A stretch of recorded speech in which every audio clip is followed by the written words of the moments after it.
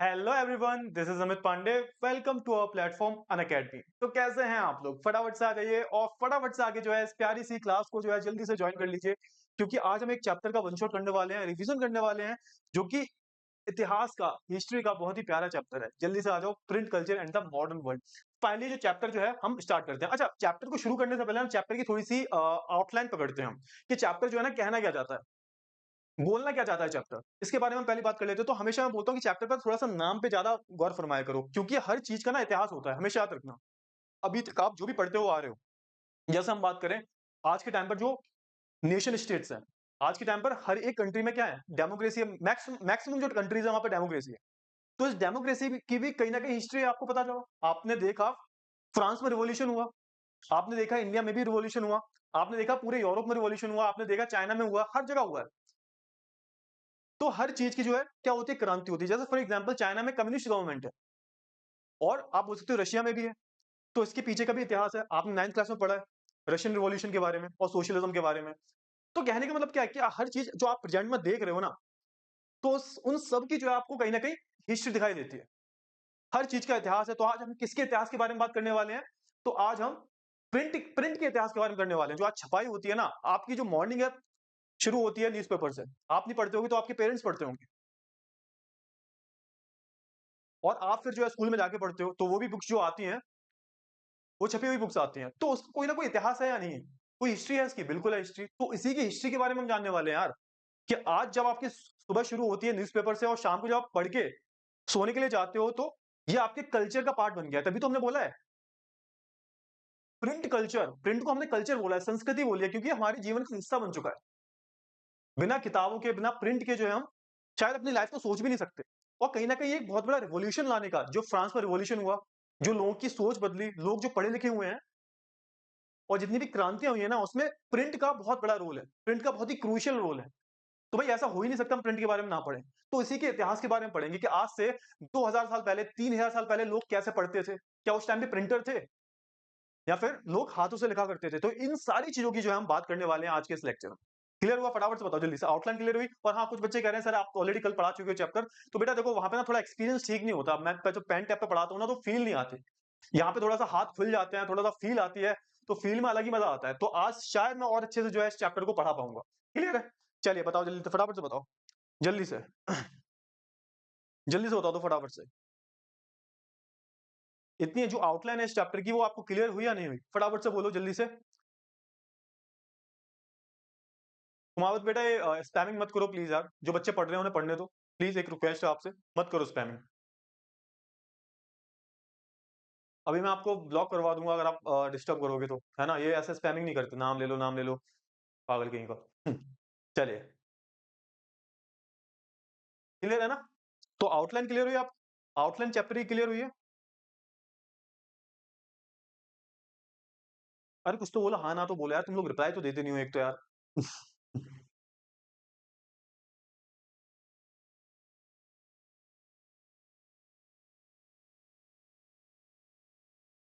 Clear है ना? चलिए तो स्टार्ट करें? हाँ, तो इसकी हिस्ट्री के बारे में शुरुआत कर लेते हैं हम। तो हम जब बात करते हैं फर्स्ट प्रिंटेड बुक्स की, आपको हर चीज़ में जो है वेस्ट हमसे आगे दिखाई देता है। हर चीज़ में जो है वेस्ट हमसे आगे रहा है। ऑब्वियस सी बात है, जब इतिहास उठा के देखते हो, तो जितने भी बड़े-बड़े इन्वेंशन्स हुए हैं, तो कहाँ पर हुए हैं? वेस्ट में हुए हैं, यूरोप में, अमेरिका में। इन जगहों पर जो है इन्वेंशन्स हुए हैं, और आप देखते हो इन इन्वेंशन्स की वजह से कहीं न कहीं हमारी जो पूरी दुनिया है, बहुत ज़्यादा बदली है ना? अगर हम इसकी बात करें। लेकिन जब प्रिंटिंग की बात आती है ना, तो प्रिंट में सबसे आगे जो सबसे पहले आया था, वो सामने कौन था? चाइना। तो सबसे पहली जो प्रिंटेड बुक थी, जो हाथों से नहीं प्रिंट करके छापी गई थी, वो कहाँ पे छापी गई थी? तो वो चाइना में छापी गई थी। चाइना में प्रिंट हुई थी वो बुक। उसके बारे में जो है यहाँ पे बात हो रही है। तो पहले जो है इतनी टेक्नोलॉजी थी नहीं। अब देखो, मैं पीपीटी में थोड़ा कम देखूँगा, अपनी अपनी जो मेरा जो ज्ञान है वो आपको ज़्यादा शेयर करने की कोशिश करूँगा। पीपीटी में देखने का काम आपका है, क्लियर है? तो देखो, अगर मैं पहली प्रिंटिंग बुक की बात करूँ, तो जो टेक्नोलॉजी है प्रिंटिंग टेक्नोलॉजी, वो सबसे पहले कहाँ डेवलप हुई थी? तो चाइना में डेवलप हुई, और चाइना से ये टेक्नोलॉजी कहाँ गई? जापान में गई और कोरिया में गई। और जब ये टेक्नोलॉजी चाइना, जापान, कोरिया में गई, फिर एक टाइम ऐसा आता है कि ये जो टेक्नोलॉजी है प्रिंटिंग की, वो कहाँ पहुँच जाती है? यूरोप में भी पहुँच जाती है। तो सबसे पहले तो हम ये सारी स्टोरी पढ़ने वाले हैं, कि जो चाइना में जो टेक्निक डेवलप हुई थी प्रिंटिंग की, उसको हम बोलते क्या थे, और किस तरीके से जापान में पहुँची, फिर कोरिया में पहुँची, एंड देन फाइनली यूरोप में पहुँच जाती है। फिर उसके बाद हम बात करेंगे किसके बारे में, गुटेनबर्ग के बारे में, कि जब उनका इन्वेंशन हुआ, उन्होंने जो अपनी प्रिंटिंग प्रेस निकाली, उसके बाद चीजें और थोड़ी बदल जाती हैं और यहाँ पे फास्ट यहाँ पे प्रिंटिंग होने लगती है। और फिर यहाँ पे आप ये भी देखोगे कि एक पूरी जो सोसाइटी थी, वो कैसे शेप ले रही थी, है ना? लोग जो है पढ़े लिखे हुए थे, पहले लोग बहुत इलिटरेट हुआ करते थे, पहले जो नोबल्स लोग हैं, जो अमीर लोग हैं, यही पढ़े लिखे हुआ करते थे, बाकी लोग जो है ज्यादा पढ़े लिखे नहीं हुआ करते थे। लेकिन जब से प्रिंटिंग शुरू होती है, जब प्रिंटिंग शुरू हो गई, किताबें वगैरह छपने लगी, तो यहाँ पे लोगों ने पढ़ना भी शुरू कर दिया। एक नई ऑडियंस आती है सामने, तो ये सारी जो चीजें हैं वो हम इस चैप्टर में पढ़ेंगे। फिर हम इंडिया के बारे में भी बात करेंगे कि इंडिया में प्रिंट रिवॉल्यूशन कैसे हुआ, इंडिया में प्रिंट कल्चर कैसे आया, कौन लोग थे जो इंडिया में प्रिंटिंग प्रेस लाए थे। तो ये सारी जो चीजें हम इस चैप्टर में पढ़ेंगे। क्लियर हुआ? अच्छा, मैप वर्क भी कराना है बेटा, मैप वर्क भी मैं करवा दूंगा। मैप तो मैं ऐसा करवाऊंगा जो आप कभी जिंदगी में भूलोगे नहीं, गारंटी देता हूँ। आप जिंदगी में कभी भूलने वाले नहीं हो मैप को, इतनी गारंटी देता हूँ मैं। क्लियर है ना? चलिए तो आगे बढ़ते हैं। तो देखो यहाँ पे वही दिख रहा है, जो मैं एक्सप्लेन कर रहा हूँ वो यहाँ पे लिखा हुआ है। देखो यहाँ पे early technology got developed in China. सबसे पहले जो सबसे शुरुआती जो टेक्नोलॉजी थी प्रिंटिंग की, वो सबसे पहले कहाँ डेवलप हुई थी? तो वो, अरे भाई लेफ्ट हो जाओ, हाँ। तो सबसे पहले वो चाइना में डेवलप हुई थी। चाइना से कहाँ गई? चाइना से जापान में गई, जापान से कोरिया में गई। क्लियर है ना? Books in China were printed by rubbing the paper. अच्छा, ये जो टेक्नोलॉजी थी इसको क्या बोलते थे, याद रख लेना। Would block, would block printing, would block printing. अच्छा, ये जो वुड ब्लॉक प्रिंटिंग होती थी, ये क्या होती थी? सबसे पहले ये समझ लो, वुड ब्लॉक प्रिंटिंग क्या थी? ये जो टेक्नोलॉजी है ना प्रिंटिंग की, ये एंशिएंट टेक्नोलॉजी है भाई। सबसे पहले यही टेक्नोलॉजी जो यूज की गई थी। और ये यूज कैसे की जाती थी? ये कैसी प्रिंटिंग टेक्निक थी? इससे जो है किताबें छापा करते थे। तो इसमें होता क्या था, एक बहुत लकड़ी का बहुत बड़ा क्या होता था, वुड ब्लॉक हुआ करता था। ध्यान से सुनना, वुड ब्लॉक हुआ करता था, उसमें जो है अल्फाबेट्स वगैरह छपे हुआ करते थे। अब क्या होता था भाई, वो जो अल्फाबेट छपे होते थे उसके ऊपर इंक लगा दी जाती थी, इंक। और जब इंक लगा दी जाती थी ना, उसके ऊपर पेपर रखा जाता था और पेपर को रब किया जाता था। होता क्या था, जो नीचे छपा हुआ है, फॉर एग्जाम्पल आज देखते हो ना, आज के टाइम पे स्टैंप आता है, स्टैंप, स्टैंप में क्या होता है, स्टैंप को ऐसे करके छापते हैं वो। और स्टैंप के नीचे आप देखते हो ना, तो उसके नीचे क्या होते हैं, एनग्रेव होते हैं अल्फाबेट्स। तो जब छाप देते हो, एकदम फोर्स लगाते हो पेपर पे, तो वो जो चीज होती है वो एनग्रेव्ड हो जाती है, किस पे? पेपर पे। तो यही कुछ, ऐसे ही कुछ आप बोल सकते हो, वुड ब्लॉक प्रिंटिंग टेक्निक थी। कहीं ना कहीं हम इससे इंस्पायर हुए हैं, तब हमने स्टैम्प बनाया। तो इसमें क्या था, इसमें भी लकड़ी के काट होते थे, वुड ब्लॉक हुआ करते थे, इसमें अल्फाबेट छपे हुआ करते थे, उसके ऊपर हम इंक लगाते थे एंड देन पेपर लगा के उसको रब किया करते थे। तो जो होता क्या था, जो अक्षर छिपे हुए हैं वो पेपर पे भी छप जाया करते थे।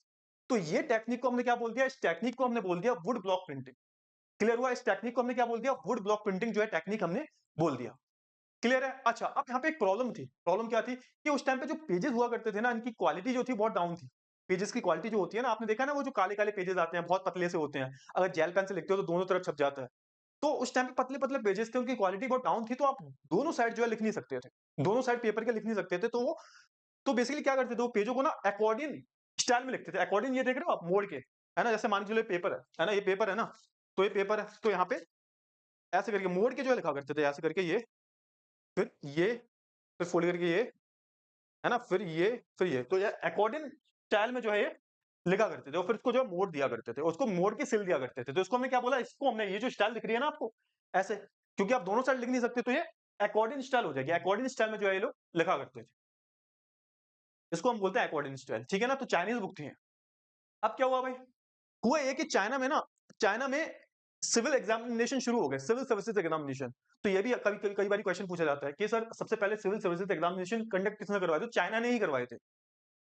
और चाइना में सिविल सर्विसेज एग्जामिनेशन में सिलेक्शन लेने के लिए ना एग्जाम देना पड़ता था, बहुत टफ एग्जाम हुआ करता था। तो आज के टाइम में भी तो एग्जाम होता है ना, आप आईएएस आईपीएस पीसीएस वगैरह जो बनते हो, वो कैसे बनते हो? यूपीएससी कंडक्ट करवाती है भाई, यूपीएससी कंडक्ट करवाती है, आप मेंस देते हो, है ना? प्रीलिम्स देते हो, मेंस देते हो, इंटरव्यू देते हो, उसके बाद आपका सिलेक्शन होता है। तो ऐसे ही ये चाइना की जो गवर्नमेंट थी, चाइना की उस टाइम पे जो मोनार्कल गवर्नमेंट जो थी, वो भी अपने एडमिनिस्ट्रेशन के लिए जो है यहाँ पे एग्जाम कंडक्ट करवाया करती थी, जिसमें बहुत सारे जो स्टूडेंट्स जो है वो पार्टिसिपेट किया करते थे। और जब ये पार्टिसिपेशन बढ़ने लगा धीरे-धीरे, आप देखोगे 16-17 सेंचुरी में जब ये पार्टिसिपेशन बहुत ज़्यादा बढ़ेगा, तो यहाँ पे जो डिमांड होगी ना प्रिंटिंग की, वो बहुत ज़्यादा बढ़ जाएगी। और इस डिमांड को पूरा करने के लिए यहाँ पे आप देखोगे बहुत सारे जो छापेखाने हैं, वो खोले जाएँगे। तो इस इन सब चीज़ों की जो हम बात करने वाले हैं।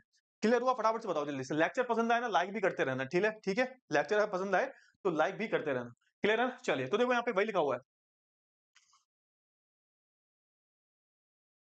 ठीक है? तो यहाँ पे ये सारी जो चीज़ें आपको क्लियर हो गई। बाकी तो जो मैं बता रहा हूँ उसे सुनते चलना, बस आपको सुनना है, बस बी अ गुड लिसनर। अच्छे से जो है आपको सुनना है। आगे बढ़ते हैं हम। आगे हम बात कर लेते हैं किसकी? The imperial state in China major producers of printing material. तो यहाँ पे बोला जा रहा है कि जो चाइना था ना, वो एक आप बोल सकते हो काफी जो बड़ा प्रोड्यूसर बन गया था प्रिंटिंग का। हम बात करें किसकी? चाइना की। China started conducting civil services examination for its bureaucrats and its textbook were printed in vast number. China में सिविल सर्विसेज एग्जाम होते थे, उसके लिए क्या था, वो ब्यूरोक्रेट्स चुनने के लिए यहाँ पे बहुत सारे सिविल सर्विसेज एग्जामिनेशन होते थे। उसके लिए क्या हुआ, टेक्स्ट बुक की जो यहाँ पे डिमांड बढ़ गई। Print was no longer confined to the scholar official. अब यहाँ पे क्या होता था भाई, यहाँ पे पहले जो बड़े बड़े स्कॉलर्स हुआ करते थे, पढ़े लिखे हुआ करते थे, वही सिर्फ क्या करते थे, वही सिर्फ जो है यहाँ पे पढ़ा करते थे। लेकिन अब क्या हुआ, अब जो है यहाँ पे जो कॉमन लोग हैं वो भी किताबें पढ़ रहे थे। जो मर्चेंट्स हैं वो भी अपना हिसाब किताब लिखने के लिए यहाँ पे इसका इस्तेमाल, प्रिंट का इस्तेमाल कर रहे थे। अपना हिसाब किताब लिखने के लिए जो है प्रिंटिंग का इस्तेमाल कर रहे थे। ठीक है ना। Reading became a part of leisure. मतलब यहाँ पे लेजर एक्टिविटी मतलब क्या होती है, लेजर एक्टिविटीज क्या होती है, जो आपकी हॉबीज वगैरह होती है ना, कि भाई फालतू टाइम है तो खेल लिया। जो आपकी फेवरेट एक्टिविटीज जो होती है, जिससे आपको आनंद मिलता है, सुख मिलता है, तो ये जो एक्टिविटीज थी, तो रीडिंग अब क्या थी, पहले रीडिंग एलिट क्लास की मानी जाती थी। पहले होता ये था कि जो एलिट क्लास के लोग हैं, ये सिर्फ बुक्स को कैरी किया करते थे। सिर्फ यही लोग जो है बुक्स को कैरी किया करते थे। अब जैसे पहले ऐसा होता है ना, आज के टाइम पर आप देखते हो कि आईफोन वगैरह किसी के हाथ में देख लिया, आईफोन 13 प्लस, 14 प्लस, 15 प्लस किसी के हाथ में देख लिया, तो कहते हो कि हाँ ये बंदा अमीर होगा। किसी की कार देख ली महंगी, तो आप अंदाजा लगा लेते हो, थोड़ा सा आइडिया लग जाता है कि हाँ ये घर से अमीर होगा थोड़ा सा। तो वैसे ही उस टाइम पे कोई किताब पकड़े मिल जाता था ना, बुक, है ना, तो ऐसा माना जाता था ये जो है काफी रईस खानदान से होगा, एलिट क्लास से होगा। क्योंकि उस टाइम पे जो कॉमन इंसान जो था, कॉमन आदमी जो था ना, वो ज्यादा पढ़ता नहीं था। उस टाइम पे लिटरेट लोग बहुत ज्यादा थे, किताबें वगैरह कोई भी नहीं पढ़ता था। लेकिन अब क्या हो रहा था, अब जो चीजें हैं प्रिंट के आने की वजह से किताबें ज्यादा छप रही थी, और यहाँ पे प्रिंट के आने की वजह से यहाँ पे आज के टाइम पे जैसा आप नेटफ्लिक्स वगैरह देखते हो ना, नेटफ्लिक्स देखते हो, है ना, और अमेज़न प्राइम पे सीरीज वगैरह देखते हो, एनिमे देखते हो, तो उस टाइम पर लोग जो है पढ़ने की आदत डाल रहे थे, पढ़ने की लोगों की गंदी आदत पड़ गई थी। आज के टाइम में ना फोन में लगे रहते हैं ना, सोशल मीडिया पे, इंस्टाग्राम, फेसबुक पे, उस टाइम पे लोग जो है पढ़ते रहते थे। एक जो है लेजर एक्टिविटी जो है बन गई थी। इतना क्लियर हुआ। जो यहाँ पर प्रिंट था, मतलब यहाँ पे रीडिंग थी, वो एक ऐसी एक्टिविटी बन गई थी, इसको लोग एंजॉय कर रहे थे, नशे की तरह हो गई थी। उस टाइम की हम बात करें तो। क्लियर है ना? फटाफट से बताओ, जल्दी से बताओ फटाफट से। इतनी चीजें क्लियर हुई आपको, पूरी आउटलाइन जो है क्लियर हुई। So in the late 19th century western printing techniques and mechanical presses were imported. अब हुआ क्या, जब ये इतनी डिमांड बढ़ी, तो 19th सेंचुरी आते आते यूरोप में बहुत ही एडवांस लेवल की जो यहाँ पे प्रिंटिंग प्रेस डेवलप हो चुकी थी। इलेक्ट्रिकल जो प्रिंटिंग प्रेस होती है, वो वेस्टर्न में यानी कि यूरोप की हम बात करें, वो डेवलप हो गई थी। और फिर क्या हुआ, फिर हुआ ये, क्योंकि चाइना में डिमांड बहुत ज्यादा थी, चाइना की डिमांड को पूरा करने के लिए यहाँ पर क्या होता है, ये जो प्रिंटिंग प्रेस जो होती है वो चाइना में इंपोर्ट की जाने लगती है। मतलब वेस्टर्न जो कंट्रीज है वो चाइना में प्रिंटिंग प्रेस जो इंपोर्ट करने लगते हैं। फिर ये चाइना में रह के, जो शांघाई शहर है इनका, यहाँ पे रह के ये शांघाई एक हब बन जाता है। यहाँ पे बहुत सारी जो किताबें हैं वो छापी जाती हैं। एक तो आपको पता होना चाहिए कि पेपर का जो आविष्कार हुआ था, पेपर जो है, इसका आविष्कार कहाँ हुआ था, पेपर का इन्वेंशन कहाँ हुआ था, ये भी चाइना में ही हुआ था। तो यहाँ पे किताबें काफी सस्ती छपती थी। तो यहाँ पे आप देखोगे शांघाई जो होगा ना, शांघाई, वो एक हब बन जाएगा प्रिंटिंग का। मतलब यहाँ से किताबें जो है यहाँ पे एक्सपोर्ट होके भी जाएंगी बाहर। सोच के देखो जरा, बाहर एक्सपोर्ट होके जा रही हैं, क्योंकि यहाँ पे सस्ते में बन जाती थी किताबें। ठीक है ना। तो आप देखोगे Shanghai become the hub of new printing culture, new print culture. क्यों? क्योंकि चाइना में डिमांड बहुत ज्यादा है। यहाँ पे जो एग्जाम हो रहा है, बच्चे उसके लिए किताबें खरीदते हैं। उसके लिए जो यहाँ पे वेस्ट से नई नई जो टेक्निक्स है वो डेवलप हो रही थी, और वो इंपोर्ट हो रही थी चाइना में, और चाइना में छपाई की जा रही थी, है ना। Catering to the western style schools from hand printing there was now a gradual shift to the mechanical printing. अब जो हैंड प्रिंटिंग हो रही थी, पहले तो हाथों से प्रिंटिंग होती थी ना। हाथों से प्रिंटिंग मतलब पहले कोई बिजली वगैरह होती नहीं थी, इलेक्ट्रिकल प्रिंटिंग नहीं थी पहले। जो भी प्रिंटिंग हो रही है, जो भी मशीनें बनी है, उससे हाथ से प्रिंट कर रहे हैं। लेकिन अब शिफ्ट नजर आ रहा था। शिफ्ट कैसा, मतलब जो अब हम हाथ से प्रिंट कर रहे हैं, अब वो हम मैकेनिकल की तरफ जा रहे थे, क्योंकि टेक्नोलॉजी का बहुत बड़ा एडवांस रोल था। टेक्नोलॉजी की बदौलत जो है यहाँ पे एक एडवांस लेवल की जो यहाँ पे प्रिंटिंग डेवलप हो चुकी थी वेस्टर्न के थ्रू। और ये जो चीज है कहाँ इंपोर्ट की जाती है, चाइना में। और चाइना एक हब बन जाता है, स्पेशली जो शांघाई जो सिटी जो है, ये एक हब बन जाता है प्रिंटिंग का। आई होप आपको इतनी जो चीजें हैं वो क्लियर हो गई होंगी। क्लियर हुई? फटाफट से बताओ हाँ या ना, जल्दी से। एक बार थम्स अप दे दो इनकेस अगर आपको चीजें समझ में आ रही हैं, तो फटाफट से, जल्दी से, फटाफट से बता दो जल्दी से। क्लियर हुई ना चीजें? क्लियर हुई चीजें? क्या समझ में नहीं आ रहा? इनकेस अगर चीजें समझ में नहीं आ रही है, तो प्लीज एक बार पूछ लो, डाउट्स पूछ लो, क्या समझ में नहीं आ रहा। बोलो बोलो, फटाफट से बोलो। सर डॉट है बहुत, अरे डॉट नहीं, डाउट होता है वो। हाँ ठीक है ठीक है। क्या डॉट है, क्या डाउट है, सॉरी क्या डाउट है? बताओ बताओ जल्दी से बताओ फटाफट से।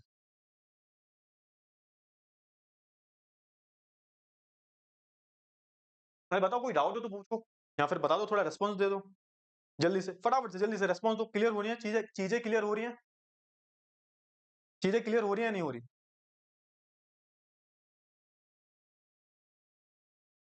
चलिए तो आगे बढ़ते हैं हम, और यहाँ पे थोड़ा सा आगे चीजों को समझने की कोशिश करते हैं।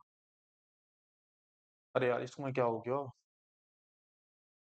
हम्म। चलिए आगे बढ़ते हैं। बात कर लेते हैं प्रिंट इन जापान। जापान में प्रिंट कैसे पहुंचा? अब थोड़ा सा पीछे फिर से जाना, थोड़ा सा फिर से जाना पीछे। अब देखना 6 एडी में जो है प्रिंट टेक्नोलॉजी जो डेवलप हुई थी, और फिर ये प्रिंट टेक्नोलॉजी चाइना में डेवलप हुई। ये कहाँ पहुंच गई? ये पहुंची जापान में। चाइना से जापान में पहुंची। सबसे पहले कहाँ आई? चाइना में, और चाइना से पहुंची जापान में। जापान में कैसे पहुंची, ये बहुत इंटरेस्टिंग सी स्टोरी है। तो जापान में ना, उस टाइम पे आपको पता होगा, उस टाइम पे जो बौद्धिज्म जो था, बौद्ध बौद्ध धर्म जो था, ये काफी फ्लरिश हुआ। आपने देखा होगा बौद्ध धर्म जो है, बौद्ध बौद्ध रिलीजन जो है, इंडिया से ही उसका जन्म हुआ है बौद्ध धर्म का। फिर इंडिया से चाइना में गया, चाइना से कोरिया, जापान। तो यहाँ पे कुछ बौद्ध मिशनरी जो थे, वो चाइना से जापान में टेक्नोलॉजी को लेके गए थे। तो ऐसे करके जो है जापान में ये जो टेक्निक है, इसका इस्तेमाल करना शुरू किया। और इनकी जो पहली किताब थी, पहली छापी हुई जो किताब थी, इनकी पहली प्रिंटिंग बुक जो थी, उसको हम बोलते हैं डायमंड सूत्र। तो इसका नाम भी जो आपको याद होना चाहिए, डायमंड सूत्र।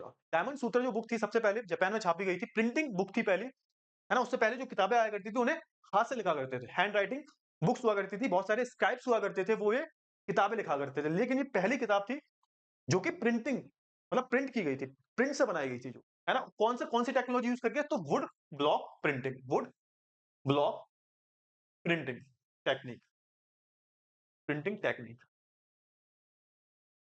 ठीक है, इतनी चीजें क्लियर हुई, would block printing technique. I hope आपको इतनी चीजें क्लियर हो गई होंगी। ठीक है, चलिए अब देखो, ये इतनी चीजें मतलब बता दी आपको, बुद्धिस्ट डायमंड सूत्र, ओल्डेस्ट जापान बुक्स, ये इतनी मैंने चीजें क्लियर। कब छापी गई थी? तो 868 एडी में। क्लियर है? अब यहाँ पे देखो, थोड़ा सा जो भी इंपॉर्टेंट पॉइंट्स है वही मैं आपको बता रहा हूँ, कोई भी एक्स्ट्रा मैं चीज नहीं बता रहा। Printing of visual materials led to interesting publishing practices. अब यहाँ पे क्या हुआ? देखो, चीज में समय के साथ साथ क्या होता है, चीजों में ना बहुत सारे चेंजेस आने लगते हैं। समय के साथ साथ चीजों में बहुत सारे चेंजेस आते हैं। तो यहाँ पे भी चेंजेस आने शुरू हुए। तो अभी तक क्या था? अभी तक हम सिर्फ किताब छाप रहे हैं, उसमें कोई हम पिक्चराइजेशन नहीं कर रहे हैं उसमें। लेकिन अब यहाँ पे थोड़ा सा लोग आगे बढ़ते हैं, और इस वुड ब्लॉक प्रिंटिंग के थ्रू जो है क्या करते हैं, बहुत सारी जो पिक्चर्स होती हैं, जो विजुअल मटेरियल जो होते हैं, वो भी छापना शुरू कर देते हैं। अब होता क्या है, जब भी आप किसी किताब में बहुत सारी पिक्चर्स वगैरह होती हैं, आपने देखा होगा छोटे छोटे बच्चे जो होते हैं ना, उनकी बुक्स में बहुत सारी पिक्चर्स वगैरह होती हैं। आपकी एनसीईआरटी में भी बहुत सारी पिक्चर्स वगैरह दे रखी हैं। तो पिक्चर से होता क्या है, एक आइडिया भी लगता है, थोड़ा सा अंडरस्टैंडिंग भी बहुत अच्छे से डेवलप होती है, आप चीजों को भी बहुत अच्छे से समझ जाते हो, आप बोर भी नहीं होते। तो अब यहाँ पे क्या हो रहा था, इन चीजों को और ज्यादा, प्रिंट को और ज्यादा इंटरेस्टिंग बनाने के लिए, प्रिंटिंग को बहुत अच्छे लेवल तक जाने के लिए, यहाँ पर लोग जो है विजुअल्स का भी यूज कर रहे थे। तो आप देख सकते हो, ये उस टाइम के विजुअल्स हैं, ये भी एक तरह की प्रिंटिंग ही है। क्लियर है ना? तो in the late 19th century, illustrative collection of painting depicted an elegant urban culture, and libraries and bookstores were packed with hand printed material of various types। तो यहाँ पे आप देखोगे ना, जैसे लेट 19th सेंचुरी आते आते, तो यहाँ पे आपको बहुत जगह पर जो है ऐसी किताबें छपी हुई दिख जाएंगी, है ना? और ऐसी बहुत सारी पेंटिंग्स भी मिल जाएंगी, जहां पर जो है आप देखोगे कि अर्बन अर्बन कल्चर को दिखाया है, अर्बन जापान जापान की बात कर रहा हूं मैं, अर्बन कल्चर को दिखाया है, लाइब्रेरीज को दिखाया है। तो ये सारी जो कल्चर को यहाँ पे पेंट्स के थ्रू दिखाया गया है, यहाँ पे प्रिंट के थ्रू दिखाया गया है, विजुअल अपीयरेंस दिखाई गई है इन सारी चीजों की। ठीक है ना? तो धीरे धीरे चीजें जो है आगे बढ़ रही थी। वुमेन को दिखाया गया है, म्यूजिकल इंस्ट्रूमेंट्स को दिखाया गया है। तो ऐसी आपको जापान में बहुत सारी बुक्स मिल जाएंगी, जहां पर जो है विजुअल अपीयरेंस भी दिखाई जाएगी, विजुअल मटेरियल भी जो है आपको बुक्स में दिखा दिया जाएगा। तो ये सारी चीजें हो रही हैं। क्लियर है ना? बात कर लेते हैं, print comes to Europe. Finally क्या है, जब हमने स्टोरी पढ़ी कि जापान में आया, जापान से कोरिया में भी गया था प्रिंट, है ना? अब फाइनली जो है प्रिंट यूरोप में कैसे पहुंचा, ये हम थोड़ा सा जान लेते हैं कि फाइनली प्रिंट की यूरोप में कैसे एंट्री होती है, उसके बारे में थोड़ी सी हम बात कर लेते हैं कि ये जो प्रिंटिंग था ना, ये यूरोप में कैसे पहुंचा। तो यूरोप में पहुंचाने वाला जो इंसान था, उसका नाम था मार्को पोलो। मार्को पोलो की हम बात करें, एक ट्रैवलर था, एक्सप्लोरर था।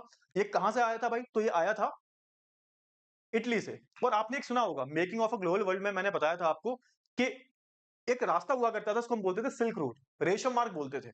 और ये करीबन आप बोलोगे चाइना को यूरोप से कनेक्ट करता था, एशिया से कनेक्ट करता था, और एशिया की जो दूसरी कंट्रीज है उनसे भी कनेक्ट करता था। तो ये इस रूट से होता हुआ कहाँ आया था? तो इस रूट से होते हुए चाइना आया था। और ये जो मेन बात करूं, इसका प्रोफेशन क्या था? व्यापारी था। इसके पिताजी जो थे, व्यापारी थे, ट्रेडर थे। एक मूवी बताऊंगा मैं आपको, मूवी नहीं एक्चुअली सीरीज है, नेटफ्लिक्स पे, मार्को पोलो, देखना कभी। ऐसी सीरीज देखते नहीं हो आप, पता नहीं क्या देखते रहते हो आप लोग। मार्को पोलो सीरीज़ देखना, उसमें देखना वो। ये इसके जो पिताजी थे, ये भी आप बोल सकते हो एक तरह के ट्रेडर थे। उनके साथ ही ये आया था और जब ये चाइना में आया ना, तो चाइना के कल्चर को देख के बहुत ज़्यादा प्रभावित हुआ। चाइना के कल्चर का बहुत इफ़ेक्ट पड़ा इस पर। जब ये लौट के जाता है ना, तो स्पाइसेस के साथ-साथ, कॉटन के साथ-साथ, सिल्क के साथ-साथ जो है ये एक टेक्निक को अपने साथ लेके जाता है इटली में। और ये टेक्निक कौन-सी थी? Would block printing. तो आप बोलोगे ना 12th सेंचुरी तक। 12th सेंचुरी में जो है ये जो टेक्निक है, वो यूरोप तक भी पहुँच चुकी थी और जैसे ही टेक्निक जो है यूरोप में पहुँचती है, तो यूरोप में भी एक तरह का यहाँ पे रिवॉल्यूशन देखने को मिलता है प्रिंट में। क्लियर हुई? चीज़ें क्लियर हुई? फटाफट से बताओ हाँ या ना? जल्दी से। इतनी चीज़ें क्लियर हो गई हैं आपको? फटाफट से बोलिएगा। इतनी चीज़ें जो हैं आप क्लियर हो गई हैं?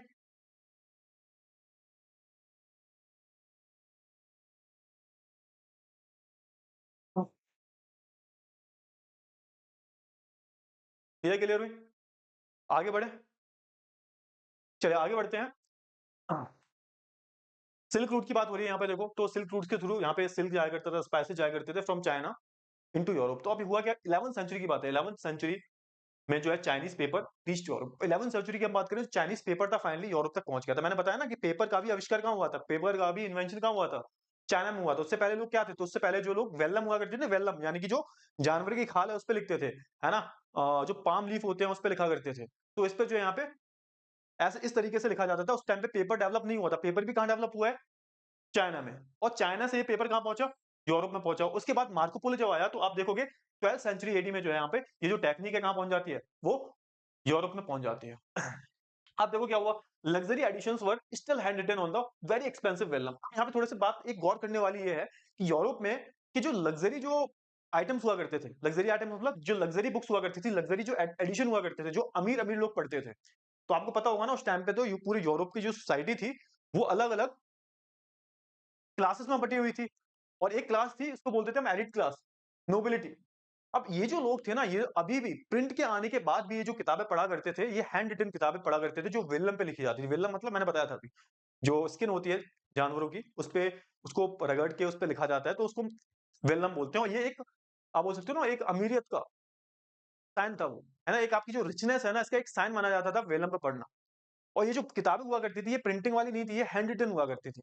तो ऐसे ही कोई बंदा किताब लेके जैसे आज के टाइम पर जो 4 बंदे एंड्रॉइड वाले घूम रहे हैं और एक बंदा कोई आईफ़ोन वाला घूम रहा है, तो वो अलग दिखेगा, है ना? ऐसी कुछ मानसिकता है लोगों की, ठीक है ना? तो ऐसी वहाँ पे उस टाइम पर भी लोगों की मानसिकता थी कि भाई कोई इंसान अगर वेलम की जो लेटेस्ट एडिशन के साथ घूम रहा है और हैंड रिटन बुक पढ़ रहा है, हैंड रिटन मतलब जो स्क्राइबर्स ने लिखी हुई है, तो ऐसी बुक वाले बंदे को बहुत अमीर माना जाता था, बहुत रईस खानदान का माना जाता था। तो जो एलीट क्लास थी, एक बहुत बड़ी जो एलीट क्लास थी, वो अभी भी जो है, ये जो वेलम वाली जो किताबें हैं, लिख इन पे पड़ रही थी, क्लियर है ना? और यहाँ पे बोला जाता था ऐसा कि ये जो प्रिंट वाली जो प्रिंटिंग वाली जो बुक्स है ना, जो प्रिंट होके आती हैं, ये बहुत ही कैसी है वल्गैरिटी वाली मतलब बहुत ही चीप है, भद्दी है और ये मतलब हमारे लायक नहीं है। ये छोटे-छोटे जो लोग हैं ना, वो इस्तेमाल करते हैं। है ना? ये वही बात होगी कि आज के टाइम पर जो ऑल्टो में घूम रहा है, तो ऐसा बोल दिया जाता है चीप है, वल्गर है, बेकार है कार और जो मर्सिडीज़ में घूम रहा है, ऑडी में घूम रहा है, उसको बोलते हैं कि बहुत अमीर है।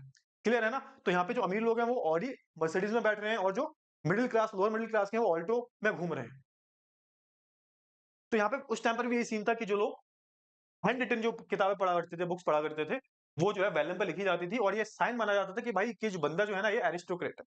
क्लियर है? तो merchants and students in the university town brought the cheaper printed books. अब जो भाई देखो मर्चेंट्स हुआ करते थे, मर्चेंट्स जो बिज़नेस वगैरह करते हैं और जो स्टूडेंट्स वगैरह हुआ करते थे, तो ये यूनिवर्सिटीज़ में पढ़ते थे और इनके पास इतने पैसे हुआ नहीं करते थे। तो ये कौन सी बुक खरीदते थे? तो ये चीपर बुक्स मतलब जो प्रिंटेड वाली बुक्स जो हैं, जिनको प्रिंट किया जा रहा है, ये वो बुक्स को खरीदा करते थे। अच्छा, अब यहाँ पे एक शब्द यूज़ हुआ है स्क्रैप्स। स्क्रैप्स कौन होते थे बेसिकली? तो स्क्रैप्स होते हैं हैंड राइटर। हैंड राइटर जो होते हैं, स्क्राइबर्स बोलते हैं बेसिकली इनको। तो जो हाथों से लिखा करते थे, उन्हें हम क्या बोलते थे उस टाइम पर? स्क्रैप्स बोला करते थे और उस टाइम पे ये भी एक बहुत बड़ा प्रोफेशन हुआ करता था। क्योंकि जो बहुत बड़े-बड़े आप बोल सकते हैं बुक स्टोर्स वगैरह हैं, वो इनको हायर किया करते थे लिखने के लिए। जब तक ये प्रिंटिंग प्रेस जो है बहुत ज़्यादा स्प्रेड नहीं हुई थी, उस टाइम की बात कर रहा हूँ मैं। इनकी अलग से हायरिंग चला करती थी और बहुत बड़े जो एरिस्टोक्रेट्स वगैरह हुआ करते थे, इन्हें पर्सनली हायर किया करते थे अपने लिए। बड़े-बड़े जो क्लास के जो लोग होते थे, एलीट क्लास के जो लोग होते थे, इनको हायर किया करते थे। है ना? तो स्क्राइब्स और skilled hand writers were no longer solely employed by the wealthy और इन्फ्लुएंशियल पैट्रॉन्स। तो पहले क्या होता था? पहले जो ये हैंड राइटर्स जो है ना, ये सिर्फ जो वेल्दी पीपल है जो है, वेल्दी लोग जो है, उनके थ्रू ही जो है एम्प्लॉय किए जाते थे। इनके थ्रू ही इन्हें नौकरियाँ मिलती थी। अब क्या हुआ? अब जो बहुत सारे बुक स्टोर्स थे, है ना? बुक सेलर्स जो थे, यहाँ पर इनको भी हायर करने लगे थे क्योंकि बुक्स की डिमांड बहुत बढ़ रही थी। और अकेले हम यहाँ पे प्रिंट की बदौलत जो है डिमांड्स को पूरा नहीं कर पा रहे थे। तो एक-एक जो बंदा होता था वो 50-50 स्क्रैपर्स को हायर किया करता था उस टाइम पर। तो कुछ ऐसा ही जो है उस टाइम पर यूरोप में चल रहा था। More than 50 scraps often work for one book seller. कोई एक बहुत बड़ा बुक सेलर हुआ करता था। अब बुक्स की डिमांड बहुत ज़्यादा है। अब इस डिमांड को पूरा करने के लिए यहाँ पर ये जो स्क्रैपर जो था, जब अब तक ये जो लोग वेल्दी लोग थे ये हायर कर रहे थे, अब कौन करने लगा? अब ये जो बुक सेलर है ये भी अलग-अलग स्क्रैप्स को जो है हायर कर रहे थे। क्लियर है ना? चलिए, production of hand written manuscripts could not satisfy the ever increasing demand for book. अब यहाँ पे क्या हुआ बेसिकली, यहाँ पे डिमांड इतनी ज़्यादा बढ़ जाती है प्रिंटिंग की कि जो हैंड रिटन प्रिंटिंग जो थी ना, प्रोडक्शन चल रहा था ना, जो हैंड रिटन मैन्युस्क्रिप्ट जो है, कोई भी चीज़ हाथों से लिखी जाती है उसे मैन्युस्क्रिप्ट बोल देते हैं, है ना? तो जो भी हैंड रिटन मैन्युस्क्रिप्ट जो थी, ये करेंट डिमांड को सैटिस्फाई नहीं कर पा रही थी। भाई मतलब डिमांड बहुत ज़्यादा है ना, सप्लाई कम है। यहाँ पे बुक सेलर आपने देखा अभी 50-50 स्क्रैप्स को हायर कर रहा है लिखने के लिए, लेकिन उससे भी काम नहीं चल रहा। भाई हाथ तो 2 ही है ना, ऐसा तो है नहीं 10-10 हाथ हैं। लोगों के पास 2 हाथ हैं, जितना हो सकेगा उतना लिखेंगे वो। तो यहाँ पे डिमांड बहुत बढ़ रही थी, उस डिमांड को ये लोग पूरा नहीं कर पा रहे थे। Europe finally started using wood block to print textile, playing card and religious pictures with the simple and brief text. अब सोच के देखो, अभी तक क्या था? अभी तक ये जो वुड ब्लॉक था ना, ये किताबों तक सीमित था। किताबों पे छापी जा रही थी चीज़ें, लेकिन अब क्या हुआ? अब यहाँ पे जो टेक्सटाइल्स है, मतलब जो कपड़े आ रहे हैं, है ना? प्लेइंग कार्ड्स जो है, पत्ते खेले जाते हैं, उसपे भी किसका यूज़ कर रहे हैं? उसपे भी जो है वुड ब्लॉक का यूज़ कर रहे हैं। जो रिलीजियस पिक्चर्स जो हैं, उस टाइम पे लोग काफ़ी रिलीजियस हुआ करते थे, तो यहाँ पे रिलीजियस पिक्चर्स को छाप रहे हैं और कुछ सिंपल टेक्स्ट में जो है ये कुछ अच्छा सा, मतलब कुछ इंटरेस्टिंग सा बनाने के लिए रिलीजियस बुक्स को जो है यहाँ पे पिक्चर्स के थ्रू जो है छाप रहे हैं। तो ये सारी जो चीज़ें यूरोप में चल रही थी। क्लियर है ना? अब यहाँ पे थोड़ा-सा एक बहुत बड़ा चेंज आएगा यहाँ पे, कहाँ पे आएगा? जर्मनी में। यूरोप की हम बात कर लेते हैं, एक बहुत बड़ा चेंज आने वाला है प्रिंट। अभी तक क्या था? अभी तक वुड ब्लॉक प्रिंटिंग चल रही है और फिर एक इंसान था, इसका नाम था जोहान गुटेनबर्ग। ये एक अलग टाइप की जो है यहाँ पे एक प्रिंटिंग प्रेस को डेवलप कर लेता है। अब कब की बात है? 1430s की, मतलब 15th सेंचुरी की बात है। 15th सेंचुरी में जो गुटेनबर्ग जो होता है, ये अपनी एक नई और बहुत ज़्यादा efficient, far far better than would block printing, ऐसी एक मशीन जो है डेवलप कर देता है और यहाँ से सब कुछ बदल जाता है। तो इसके बारे में थोड़ी-सी हम बात कर लेते हैं, क्योंकि इसका भी बहुत बड़ा रोल है प्रिंट रिवॉल्यूशन को लाने में। इसका बहुत बड़ा रोल है। सब फटाफट से बताओ, इतनी जो चीज़ें हैं वो क्लियर हुई या नहीं हुई? जल्दी से बताओ, इतनी जो चीज़ें आप क्लियर हुई या नहीं हुई?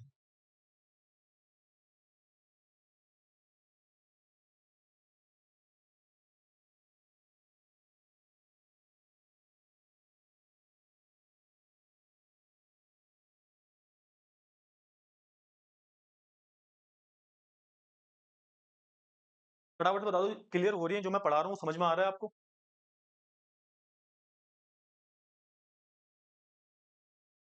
क्लियर हुई चीज़ें? फटाफट से बोलो, चीज़ें क्लियर हो रही हैं? कोई एक बच्चा हाँ तो बोल दो भाई, है ना? क्लियर है ना? तो थोड़ा-सा मन लगा के पढ़ लो, तुम लोग बहुत बातें करते हो सच में, बहुत ज़्यादा बातें करते हो। चलिए, आगे बात कर लेते हैं। अब थोड़ा-सा इनके बारे में बात कर लेते हैं, गुटेनबर्ग के बारे में, उनकी प्रिंटिंग प्रेस के बारे में।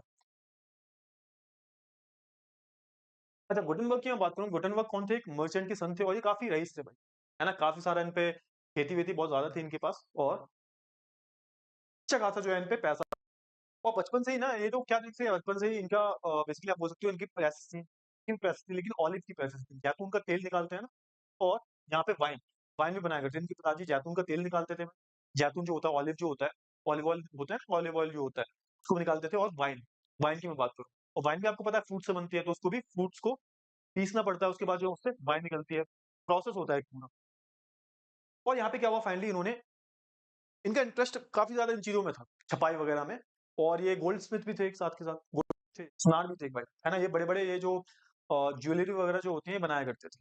इनके पास साँचे भी थे, जो इसको बनाया करते थे। तो इन्होंने एक ऐसी मशीन डेवलप कर ली और इसको अलग-अलग जो है इस पे साँचे बना दिए। साँचे मतलब जो अक्षर जो होते हैं, अल्फ़ाबेट जो होते हैं, वो बना दिए और उसकी जो है छपाई इन्होंने करनी शुरू की, है ना? तो बेसिकली जो मशीन हुआ करती थी, कैसी हुआ करती थी, थोड़ा-सा देख लो। यहाँ कुछ ऐसी मशीन हुआ करती थी, देखो यहाँ पे। अभी आप देख रहे हो ना, 2 प्लैटर हैं इसमें, एक तो ये वाला प्लैटर है और एक दूसरा ऊपर वाला प्लैटर, है ना? अब होता क्या था, ऊपर वाले प्लैटर पे जो है यहाँ पे बहुत बड़ा कागज़ लगा दिया जाता था। कागज़ मतलब पेपर जो है बहुत बड़ा लगा दिया जाता था और फिर पेपर को ऊपर लगा दिया, ऊपर वाले प्लैटर पे। नीचे वाले प्लैटर पे क्या होता था, नीचे वाले प्लैटर पे जो अल्फ़ाबेट्स होते थे वो छपे हुए होते थे इसपे, है ना? उसपे जो है इंक लगाई जाती थी और ये जो हैंडल दिख रहा है ना, हैंडल से नीचे प्रेस किया जाता था, उसको घुमाया जाता था। फिर क्या होता था, फिर होता ये था कि जो यहाँ पे छपा हुआ है ना, उसपे इंक लगी हुई है, वही सेम जो चीज़ है ऊपर एनग्रेव्ड हो जाया करती थी। तो ऐसे करके जो है इन्होंने ये प्रिंटिंग मशीन जो है बनाई और ये काफ़ी ज़्यादा एफिशिएंट थी as compare to the wood block printing. और इन्होंने सबसे पहली बुक कौन-सी छापी थी? तो बाइबल। बाइबल नाम की जो सबसे पहली बुक थी, इन्होंने छापी थी वो। और लगभग जो है 180 जो कॉपीज़ हैं वो 3 साल के 2-3 साल के अंदर जो है इन्होंने छाप दी। 180 कॉपीज़। ये बहुत ज़्यादा था उस टाइम पे। बाइबल सबसे पहले क्यों छापी थी? क्योंकि उस टाइम पे लोग जो थे बहुत ज़्यादा रिलीजियस हुआ करते थे। तो सबसे पहले उन्होंने बाइबल ही छापी थी। क्लियर है ना? तो आई होप आपको इतनी जो चीज़ें हैं वो क्लियर हो गई होंगी। तो यहाँ पे वही लिखा हुआ है जो मैंने बोला है वही लिखा हुआ है। So with the adoption of the new technology, the existing arts of producing books by hand was not entirely displaced. अब हुआ क्या देखो चेंजेस बहुत धीरे-धीरे आते हैं। तो अभी जो हैंड से प्रिंटिंग चल रही है, वो कंप्लीटली डिस्प्लेस नहीं हुई थी। धीरे-धीरे चेंजेस आ रहे थे। Book printing for the rich left blank space for the decoration and the printed pages. अब यहाँ पे जो किताबें जो अमीर लोगों के लिए बनाई जाती थी, उस पे जो है एक स्पेस खाली रहता था। जैसे होता है ना, जैसे मान के चलो ये पूरी पेज है, पूरा पेज है और हमने इतना स्पेस जो है खाली छोड़ दिया यहाँ पे जो है यहाँ पे डिज़ाइन बनी होती है। आगे जो पेज होता है उस पे डिज़ाइन बनी होती है। पूरी किताब जो होती है काफ़ी डेकोरेटेड होती है ना? तो ऐसी कुछ किताबें जो हैं वो अमीर लोगों के लिए छापी जाती थी। In the 100 years between 1450 and 1550 printing press were set up in most countries of the Europe. पर जब ये गुटेनबर्ग ने मशीन बना ली, उसके बाद एक बहुत बड़ी यहाँ पे एक रिवॉल्यूशन क्रांति देखने को मिलती है। प्रिंटिंग रिवॉल्यूशन देखने को मिलता है और यहाँ पे देखोगे आप ज़्यादातर जो जगह थी यूरोप में, वहाँ पर जो है ये प्रिंटिंग प्रेस जो है लग जाती है। और यहाँ पे जो एक मेजर शिफ्ट आया ना, shift from the hand printing to the mechanical printing led to the print revolution. यही जो चीज़ होती है, जो शिफ्ट आता है ना, अभी तक क्या था, हम हाथों से प्रिंट कर रहे हैं, है ना? अभी तक हम क्या कर रहे हैं, हैंड प्रिंटिंग कर रहे हैं और यहाँ पे एक मैकेनिकल क्या होता है? मैकेनिकल मतलब पूरी मशीन ही तो है बहुत बड़ी। ये बहुत बड़ी मशीन है देखो। जो मैकेनिकल जो चेंज आ रहे थे ना, यही कहलाते हैं, यही जो है यहाँ पर प्रिंट रिवॉल्यूशन लाते हैं। रिवॉल्यूशन में क्या बोल रहा हूँ, रिवॉल्यूशन का मतलब ही क्या होता है? क्रांति। क्रांति का मतलब क्या होता है? बदलाव। जो बहुत जल्दी बदलाव लाना चाहता है कोई इंसान। जब लोग बहुत ज़्यादा बदलाव लाना चाहते हैं, कोई चीज़ ऐसी हो रही है जो कि बहुत समय से चली आ रही है, लेकिन उसमें जब कुछ लोग बदलाव चाहते हैं और वो बदलाव बहुत फास्ट आते हैं, तो उसको हम क्या बोल देते हैं? रिवॉल्यूशन बोल देते हैं, क्रांति बोल देते हैं। है ना? तो ये सिंपल है काफ़ी। बहुत सिंपल है। समझ में आया? जल्दी से बताओ, क्लियर हुए? ये जो चीज़ें आपको क्लियर हुई?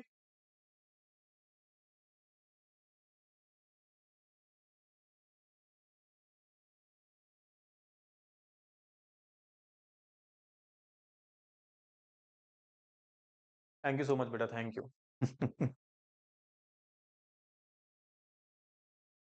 थैंक यू सो मच बेटा। अनुज बेटा थैंक यू सो मच। ठीक है? तो देखो कोई बात नहीं बेटा, पढ़ लो यार जो भी पढ़ा रहा हूँ, बाकी वैसे भी तो थोड़े दिन बाद तो चीज़ें समाप्त हो जाएँगी। आप लोग 11th में पहुँच जाओगे और 11th में मैं कहाँ ही मिलूँगा आपको। 11th में कौन-सा आप आर्ट्स ले रहे हो?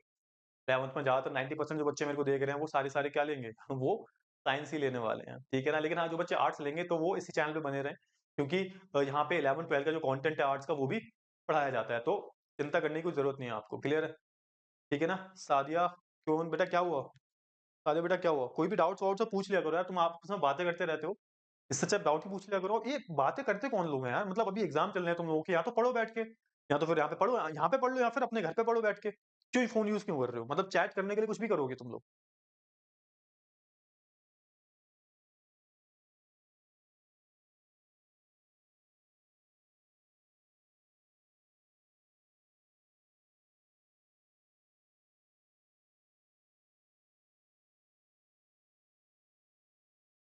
क्लियर है? चीज़ें क्लियर हुई? फटाफट से बता दो जल्दी से, फटाफट से। आगे बढ़ आगे बढ़ते हैं यहाँ पे और हम यहाँ पर अगले टॉपिक पे चलते हैं, the print revolution and its impact. अब आप देखोगे यहाँ पे कि सारी चीज़ें हो चुकी हैं, मतलब सब कुछ डेवलप हो चुका है। अब यहाँ पे ना थोड़ा-सा रिवॉल्यूशन के बारे में बताएँगे कि हाँ, ये सारी चीज़ें डेवलप हो गई। अभी तक तो हम टेक्नोलॉजी के बारे में बात कर रहे थे कि जो टेक्नोलॉजिकल चेंजेज़ आए, उससे रिवॉल्यूशन आया। अब रिवॉल्यूशन कैसे आया? किस लेवल का आया? वो हम बात करने वाले हैं। रिवॉल्यूशन आ गया है, हमारी क्रांति जो है वो फाइनली शुरू हो गई है। ठीक है? अब देखो print revolution and its impact. Impact क्या हुए? अब यहाँ पे ना एक नया जो वर्ग है वो निकलता है। जैसे आपने देखा था ना, यूरोपियन जो नेशनलिज्म जो था उसमें देखा था आपने। एक नई क्लास निकलती है, मिडल क्लास। वैसे ही यहाँ पे एक रीडिंग क्लास निकलती है ना? एक रीडिंग क्लास जो कि एक एविड रीडर्स थे वो, पढ़ने के बहुत ज़्यादा इच्छुक थे वो। पढ़ने का बहुत शौक था, ऐसी एक ऑडियंस जो होती है वो इमर्ज होने लगती है धीरे-धीरे। उसी की हम बात करेंगे। देखो printing press, new reading public emerge. एक नई जो पब्लिक जो होती है वो यहाँ पे धीरे-धीरे इमर्ज करने लगती है। ठीक है? Reduce the cost of books. अब यहाँ पे क्या होता है, अब देखो होता क्या है, देखो हमेशा याद रखना, एक बिज़नेस का रूल होता है कि जब आप कोई चीज़ थोक में छापते हो ना बहुत ज़्यादा, बहुत मात्रा में बनाते हो, होलसेल में कोई चीज़ आप लेते हो या फिर बना रहे हो, तो ऑब्वियस सी बात है जो ओवरऑल कॉस्ट जो होती है ना कमी आएगी हमेशा। तो पहले क्या था, पहले डिमांड बहुत ज़्यादा थी, किताबें कम थी, तो ऑब्वियस सी बात है किताबें बहुत महँगी मिलती थी उस टाइम पे। अब क्या है, अब ये प्रिंटिंग प्रेस आ गई है, मैकेनिकल प्रिंटिंग प्रेसेज़ आ गई हैं, किताबें जो है सस्ती मिलने लगी।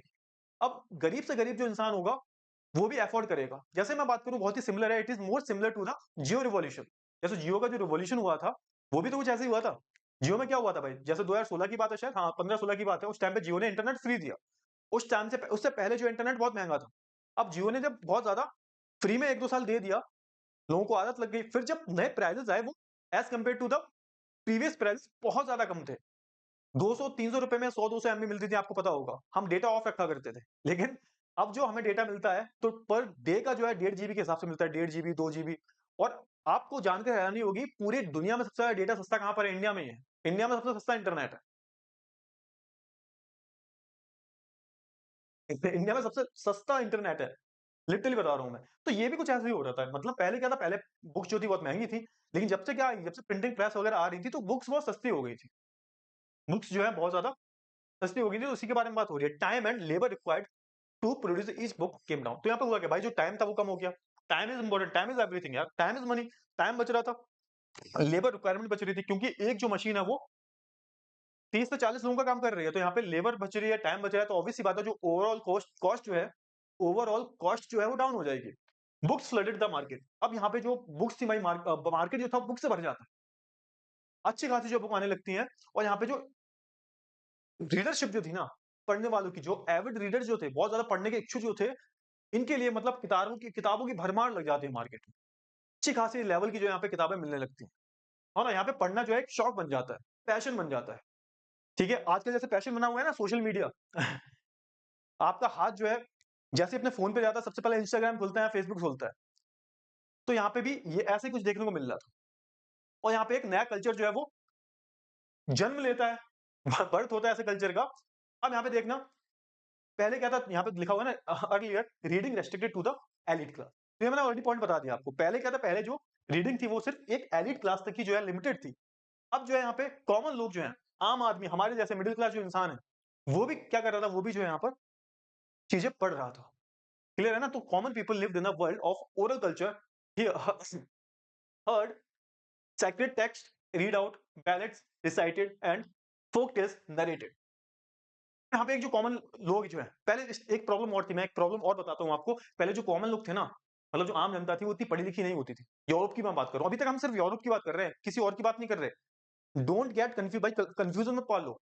कुत्ता पाल लो, बिल्ली पाल लो, कन्फ्यूज़न मत पालना अभी एग्ज़ाम टाइम पे। तो अभी हम यूरोप की ही बात कर रहे हैं। तो यहाँ पे बताया जा रहा है जो कॉमन लोग हैं ना, तो अभी तक क्या था, अभी तक जो कॉमन लोग हैं वो कहाँ जी रहे थे, किस दुनिया में जी रहे थे? ओरल कल्चर में। ओरल कल्चर मतलब यहाँ पे श्रुति-स्मृति का काम चल रहा है, सुनने-सुनाने का काम चल रहा है। लोग पढ़े-लिखे थे नहीं, 10 लोगों में 1 या 2 बंदे पढ़े-लिखे होते थे, वो कहानियाँ सुनाया करते थे, सामने वाले जो लोग हैं, वो सुना करते थे। ऐसे ही पहले हुआ करता था। जैसे आज के टाइम पे आप जाते हो ना, बार्बर की शॉप पे जाते हो, यहाँ पे किसी भी शॉप पे जाते हो, तो वहाँ पे 10-15 लोग बैठे होते हैं, कोई ज्ञानी होता है, वो ज्ञान देता है अपना। तो पहले ऐसे ही कुछ हुआ करता था। है ना? तो यहाँ पे बात चल रही है, पहले ओरल कल्चर काफ़ी चला करता था, लोग जो थे सुनने का काम ज़्यादा करते थे। है ना? जैसे कुछ जो सेक्रेड टेक्स्ट जो है, जैसे आज के टाइम पे हम बात करें, रामचरितमानस हो गई, भगवत गीता होगी, तो ये सेक्रेड टेक्स्ट जो है, काफ़ी ज़्यादा रिलिजियस टेक्स्ट जो है, उनको लोग सुना करते थे। और क्या, बैलेड्स। बैलेड्स क्या होते हैं? बैलेड्स क्या होते हैं? कभी सुना है आपने? रिसाइटेड का मतलब क्या होता है? सुनना। बैलेड्स का मतलब होता है जो काइंड ऑफ जो पोएम्स होती हैं, सॉन्ग्स होते हैं, romantic kind of song. Romantic song जो होते हैं ना, उनको हम क्या बोल देते हैं? उनको हम बैलेड्स वगैरह बोल देते हैं। सॉन्ग्स, पोएम्स जो भी है, उनको हम बैलेड्स बोल देते हैं, है ना? तो ये सुने जाते थे। फोक टेल्स क्या होते हैं? जो पुरानी कहानियाँ होती हैं, जो जनरेशन टू जनरेशन पास होती हैं, उन्हें फोक टेल्स बोल देते हैं, फोक टेल्स। जैसे मैं बैठ जाऊँ, मैं आपको कहानी सुनाऊँ, तो मेरी मतलब मैंने बोला कि भई आज से 100 साल पहले ये हुआ करता था, है ना? जैसे आपके नाना सुनाया करते थे कहानी, कि एक बारी भूत आया था बीड़ी लेने के लिए, है ना? ये कहानी आपने बहुत ही कॉमन सुनी होगी, हर गाँव में ये कहानी बहुत फेमस है। भूत बीड़ी माँगने आया था, तो ये ऐसे कुछ कहानी बताते हैं, है ना? जो भूतों की शादी होती है, दिन में भूतों की शादी होती है, ये वाली कहानी बहुत फेमस है। तो ऐसे ही फोक टेल्स हुआ करते थे, जो जनरेशन टू जनरेशन पास होते थे और इन्हें सुनाया जाता था पब्लिक में, है ना? यहाँ पे क्या होता था, राष्ट्र जैसे होता है ना कि एकदम चाय की टपरी पे लोग बैठ जाते हैं, एक कोई ज्ञानी कहानी सुनाने लगता है, कुछ वैसे ही, ठीक है ना? तो ऐसे जो चीज़ें हैं वहाँ पे होती थी। क्लियर है ना? Earlier hearing public, now reading public. अब यहाँ पे क्या था, जो पहले हियरिंग पब्लिक जो थी ना, जो सुना करती थी, अब वही जो हियरिंग पब्लिक थी वो उसमें कन्वर्ट हो गई किसमें? रीडिंग पब्लिक में। अब वो पढ़ने लगी। जो पढ़े लिखे थे उनके बच्चे हुए भाई, वो भी पढ़ने के शौकीन थे। अब वो सुनते नहीं थे, अब वो खुद जो है किताबें लेके पढ़ा करते थे। क्लियर हुआ? इतनी चीज़ें क्लियर हुई? आई होप आपको इतनी जो चीज़ें हैं वो बहुत अच्छे से जो है क्लियर होने लगेंगी। तो यहाँ पे एक नई ऑडियंस निकलती है, इसका नाम था, है ना? Reading public. मतलब रीडिंग पब्लिक नाम नहीं था, ये एक मतलब एक जो ट्रांज़िशन होता है ना यहाँ पे, कि पहले लोग सुन रहे हैं, अब लोग पढ़ेंगे, रीडिंग पब्लिक, ठीक है? Problem in the transition rates of literacy in the most Europe countries were very low till the 20th century. अब यहाँ पे होता क्या है? होता ये है कि ये जो ट्रांज़िशन आया ना, इसमें प्रॉब्लम भी कई आई। प्रॉब्लम क्या आई बेसिकली? प्रॉब्लम ये आई कि उस टाइम पर जो लिटरेसी रेट था ना यूरोप का, ये बहुत कम था, बहुत लो। मतलब 20 टू 25% जो लोग थे उधर, उस टाइम पर पढ़े लिखे थे। लोअर देन 50% था यूरोप का जो लिटरेसी रेट है। लोग पढ़े लिखे थे ही नहीं, मैंने बताया ना, उस टाइम पे लोग नहीं पढ़ते थे। सिर्फ जो एलिट क्लास के लोग हैं, वही थोड़े पढ़े लिखे हुआ करते थे। बाकी ज्यादातर जो लोग हैं वो किसान थे, अनपढ़ थे, उन्हें कुछ समझ में नहीं आता था। ठीक है? अब यहाँ पे क्या होता, अब जब अनपढ़ लोग थे वो कैसे डील करते थे, मैंने ऑलरेडी बता दिया आपको how they deal with it. तो देखो यहाँ पे printers began publishing popular ballads and folk tales and such books would be profusely illustrated with pictures. यहाँ पे क्या था, अब जो चीजें वो सुन रहे थे ना, यहाँ पे वो छपना शुरू हो गई। तो यहाँ पे बैलाड्स की हम बात करें, जो रोमांटिक सॉन्ग्स हैं, जो पोएम है, पोएम वगैरह, फोक टेल्स वगैरह, ये सब जो यहाँ पर अब ये बुक की फॉर्म में आ रहे थे, और यहाँ पर इसमें पिक्चर भी इलस्ट्रेट हुआ करती थी, पिक्चर्स की फॉर्म में। पिक्चर्स भी होती थी ताकि ज्यादा इंटरेस्ट आए, है ना? These were then sung and recited at gatherings in villages and in the taverns in towns. Towns में क्या हुआ था? टाउन्स में तो लोग अनपढ़ थे भाई, टाउन्स में लोग पढ़े लिखे नहीं थे। तो यहाँ पे कोई होता है ना, एक जब ज्ञानी व्यक्ति होता है, जो थोड़ा पढ़ा लिखा होता है, तो वो रिसाइड क्या करता था, कहाँ पर? ये जो गैदरिंग होती है ना, जहाँ पर गैदरिंग होती है, पब्लिक गैदरिंग होती है, जैसे कि टैवर्न्स क्या होता है? टैवर्न्स का मतलब होता है जो बार्स वगैरह होते हैं, जहाँ पे शराबें वगैरह चलती हैं, दारू वगैरह चलते हैं, वहाँ पे बैठकर कोई एक ज्ञानी व्यक्ति हुआ करता था, रिसाइड किया करता था। हँसी मजाक होते थे वहाँ पे। हाँ, जैसे आज आपके टाइम पे आज आज बहुत सारे लोग जो होते हैं बार्स वगैरह में जाते हैं, तो वहाँ पे देखते हो, वहाँ पे जो सिंगर्स वगैरह आते हैं, परफॉर्मेंस देने आते हैं, म्यूजिक देने आते हैं। तो पहले भी ऐसा कुछ हुआ करता था, और जो पब्लिक गैदरिंग्स हुआ करती थी उसमें गाने वगैरह, फोक सॉन्ग जो होते हैं, पोएम्स जो होती हैं वो सुनाई जाती थी। ठीक है? तो ऐसे करके जो है ये लोग डील करते थे। अब यहाँ पे थोड़ा-सा हम बात कर लेते हैं रिलीजियस टर्म में। अब देखो रिलीजियस टर्म्स की भी हम बात करेंगे कि भाई उस टाइम पर किस तरह से जो है चीज़ें जो हैं बदली। अब प्रिंट ने रिवॉल्यूशन, मैं किसकी बात कर रहा हूँ? मैं बेसिकली मैं बात कर रहा हूँ कि प्रिंट ने रिवॉल्यूशन कैसे लाया। तो हम किसकी बात करेंगे? रिलीजन की बात करेंगे। तो रिलीजन कैसे डिबेटेबल बन गया उसकी बहुत चर्चा होगी, मतलब कि अब लोग जो हैं वो कुछ भी छापेंगे भाई। रिलीजन में जो भी चल रहा है, जो भी सुपरस्टिशियस चीज़ें चल रही हैं, उसके बारे में लोग छापेंगे। तो यहाँ पे कुछ एक ऐसी जनरेशन भी आई, जो कुरीतियाँ थी ना उस जनरेशन की, जो उस रिलीजन में कुरीतियाँ थी, फॉर एग्जांपल क्रिश्चियनिटी की हम बात करें। क्रिश्चियनिटी में विच हंटिंग हुआ करती थी पहले। रिलीजन के नाम पे किसी को भी मार दिया करते थे ये लोग। तो इस पे भी काफ़ी सारे लोगों ने सवाल उठाए। तो इसमें एक बहुत ही बड़े व्यक्ति थे, इनका नाम था मार्टिन लूथर। इन्होंने एक अपनी रचना लिखी, जिसे हम बोलते हैं 95 थीसिस। और इस 95 थीसिस में जो भी कैथोलिक चर्च जो है, कैथोलिक रोमन चर्च जो है, उसकी जो भी गलत चीजें हैं, उस पे उन्होंने सवाल उठाए, और उन्होंने बोला कि किसी की दम हो तो मेरे से आके डिबेट कर सकता है, कोई दिक्कत वाली मैं डिबेट करूंगा और हर चीज का जो है लॉजिक दूंगा। तो इसकी हम बात करेंगे कि भाई कैसे जो है यहाँ पे प्रिंट में, प्रिंट की बदौलत जो है यहाँ पर रिलीजन में चेंजेस आने लगते हैं।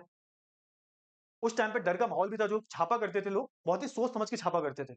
अगर कुछ भी आपने ऐसा छाप दिया जो कि किसी रिलीजन के अगेंस्ट है, तो आपको सीधा उठा के जो है हैंग कर दिया जाएगा, है ना? उसकी भी स्टोरी हम जानेंगे। तो ये सारी जो स्टोरी हम जो पढ़ने वाले हैं, क्लियर हुई? फटाफट से बताइए जल्दी से। चीजें क्लियर हुई? इतनी चीजें जो है आपको क्लियर हुई? बोलिए जल्दी से, फटाफट से बोलिएगा।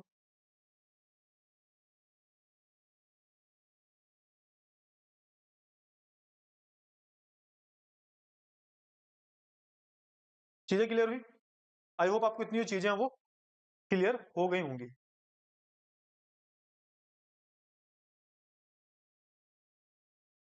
कोई बच्चा पढ़ रहा है, सच में बताओ? कोई एक या दो बच्चा पढ़ रहा है, वो एक बार रेस्पॉन्स दे दो, समझ में आया इतनी, इतना जो है क्लियर हुआ आपको, ये बताओ पहले। क्लियर है ना? Very good.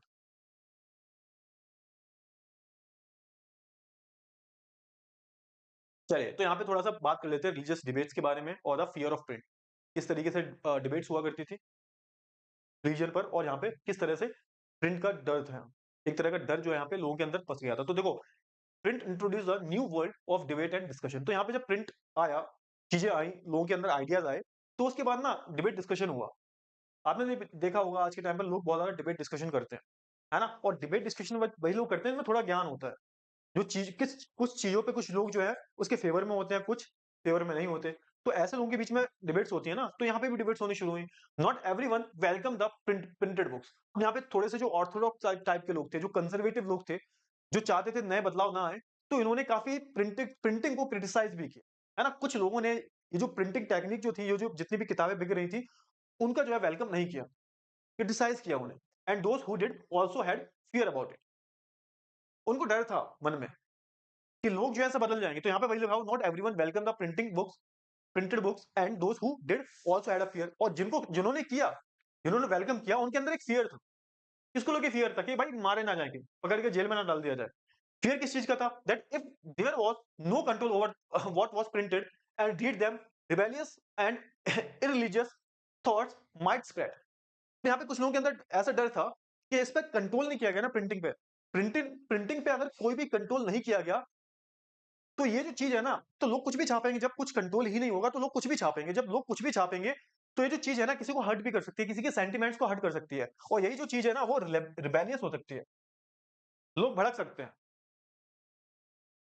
अब किसी के जैसे मान के चलो, कोई भी बहुत ज़्यादा आप बोल सकते हो एथिस्ट होता है, नास्तिक होता है। अब उसके थॉट्स अलग प्रकार के काम करेंगे। अब वही कुछ अगर इंसान वही लिखने में कुछ थोड़ा बहुत अच्छा है और उसने कुछ ऐसी इररिलीजियस बातें कर दी, जिससे लोगों के सेंटिमेंट्स हर्ट हो गए, तो क्या होगा? तो यहाँ पे वही बात हो रही थी, है ना? डर इस चीज़ का था। The authority of valuable literature would be destroyed. हुँ। और जिनके पास जो वैल्यूएबल लिटरेचर जो था ना, जो एक ऐसा लिटरेचर जो सच में वैल्यूएबल वैल्यूएबल था, वो धीरे-धीरे डिस्ट्रॉय भी हो रहा था। वही तो बात हो रही है यहाँ पे। The authority of valuable literature would be destroyed.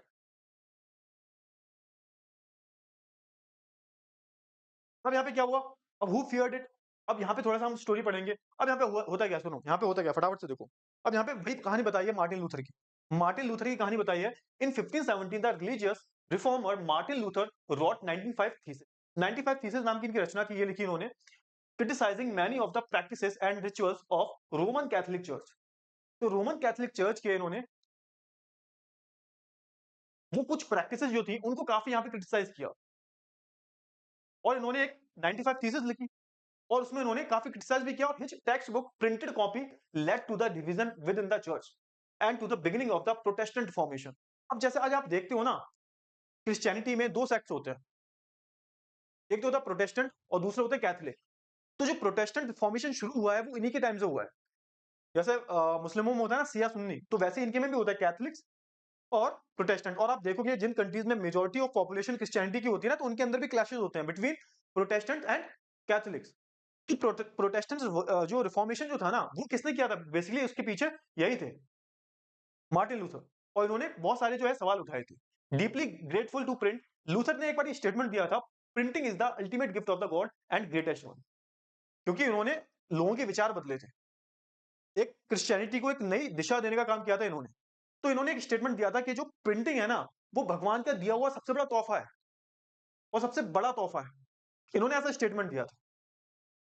ठीक है, चलिए, several scholars in fact think that print brought about a new intellectual atmosphere and help the spread the new ideas that led to the reformation. अब बहुत सारे जो reformer थे, बहुत बड़े-बड़े स्कॉलर्स जो थे, इन्होंने यहाँ पे ऐसा मतलब आप बोल सकते हो, एक कंक्लूजन पे पहुंचे कि जो प्रिंटिंग है ना, प्रिंटिंग एक प्रिंटिंग ने एक इंटेलेक्चुअल टाइप एटमॉस्फेयर क्रिएट किया है। और ये कहीं ना कहीं मदद करेगा न्यू आइडियाज को डेवलप करने में, और एक रिफॉर्मेशन लाने में जो है ये चीज बहुत मदद करने वाली है। तो ये सारी जो चीजें हैं वो चल रही थी। आई होप आपको इतनी जो चीजें हैं वो बहुत अच्छे से जो है क्लियर हो गई होंगी। क्लियर हुई? फटाफट से बताओ जल्दी से।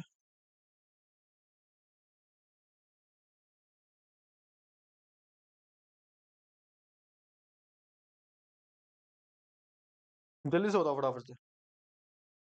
क्लियर हुआ? फटाफट से बोलो, जल्दी से बताओ, क्लियर हुआ? चलिए आगे बढ़े, आगे बढ़े, आगे बढ़ते हैं और यहाँ पर थोड़ा सा आगे देख लेते हैं। अब प्रिंट एंड डिसेंट। डिसेंट का मतलब क्या होता है? डिसेंट का मतलब होता है मतभेद हो जाना। जो चीजें मतभेद हो जाते हैं ना लोगों के बीच में। अब प्रिंट की वजह से क्या क्या मतभेद हुए, उसकी एक स्टोरी है बहुत ही अच्छी सी, वो हम पढ़ेंगे, है ना? यहाँ पे 16th सेंचुरी की बात है। एक बंदा होता है, इसका नाम होता है मैनोचियो।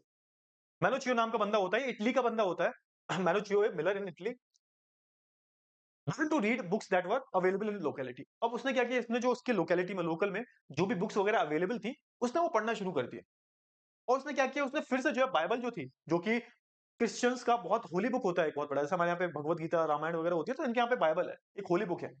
उसको रीइंटरप्रेट करना जो है शुरू कर दिया। और उसने जो है अलग ही, मतलब अपना खुद का इंटरप्रिटेशन निकाल के गॉड्स को और क्रिएशन को एक अलग ही रूप दे दिया, अलग ही इंटरप्रिटेशन निकाला। और इससे क्या हुआ, इससे होता यह है कि जो कैथोलिक चर्च जो होता है ना, वो नाराज हो जाता है, भड़क जाता है।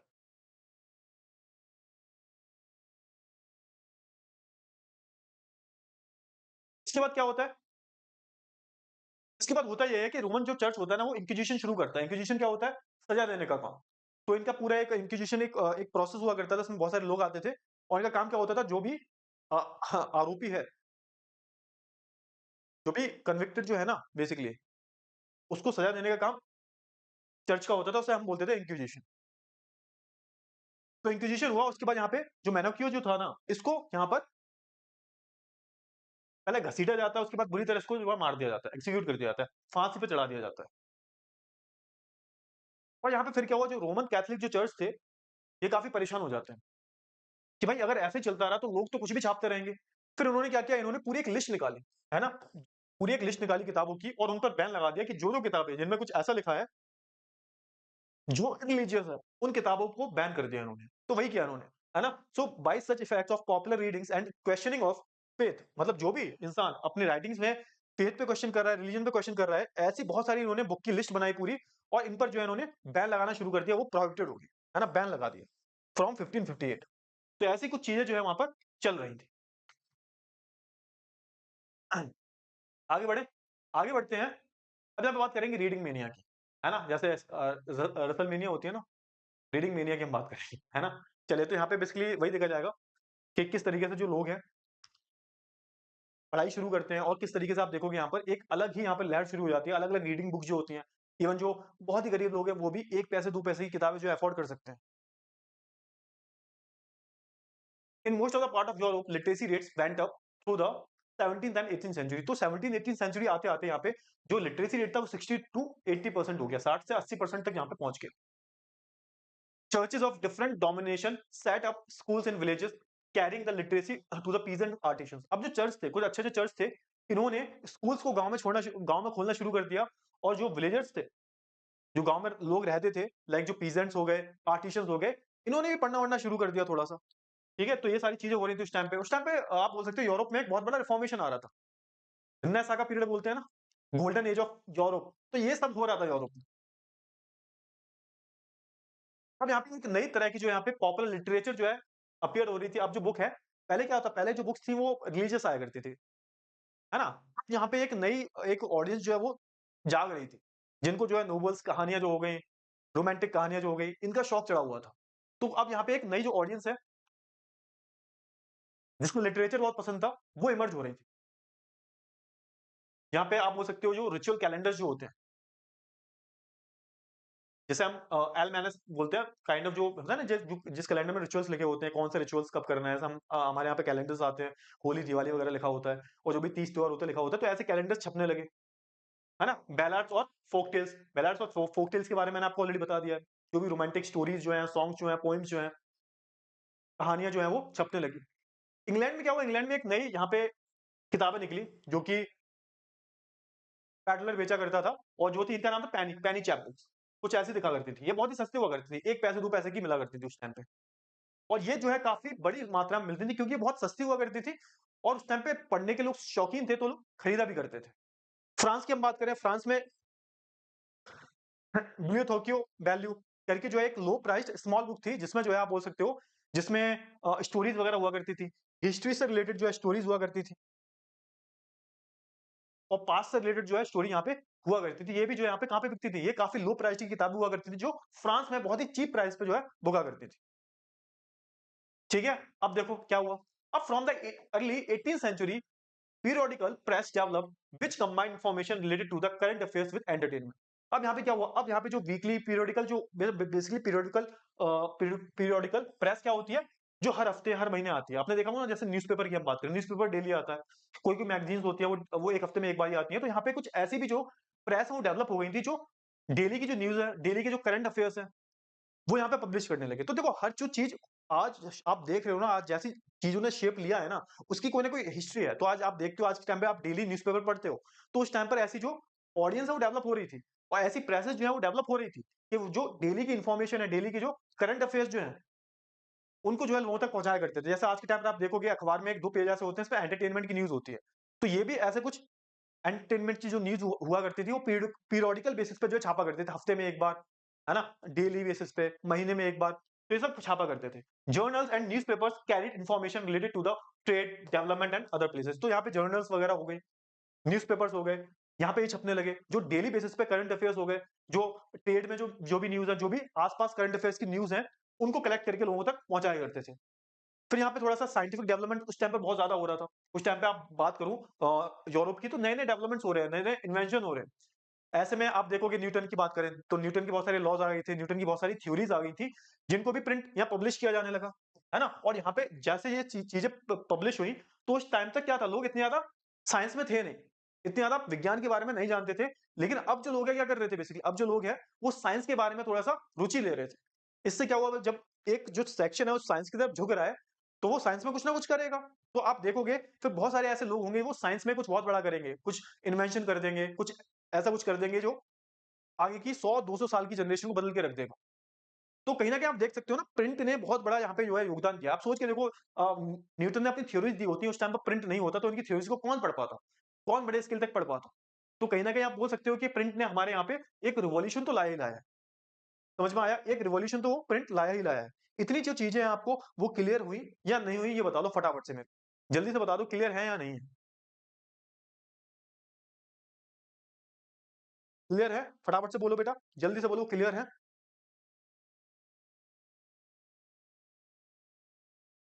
बोलिए, बोलिए, फटाफट से बोलिए, जल्दी से बोलिए। चीज़ें क्लियर हैं?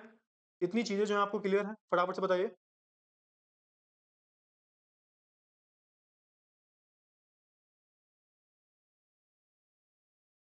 क्लियर हुई?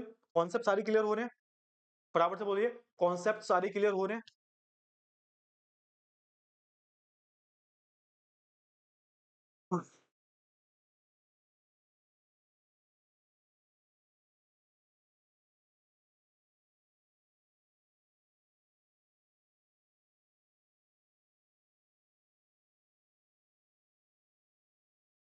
चलिए, तो आगे बढ़ते हैं।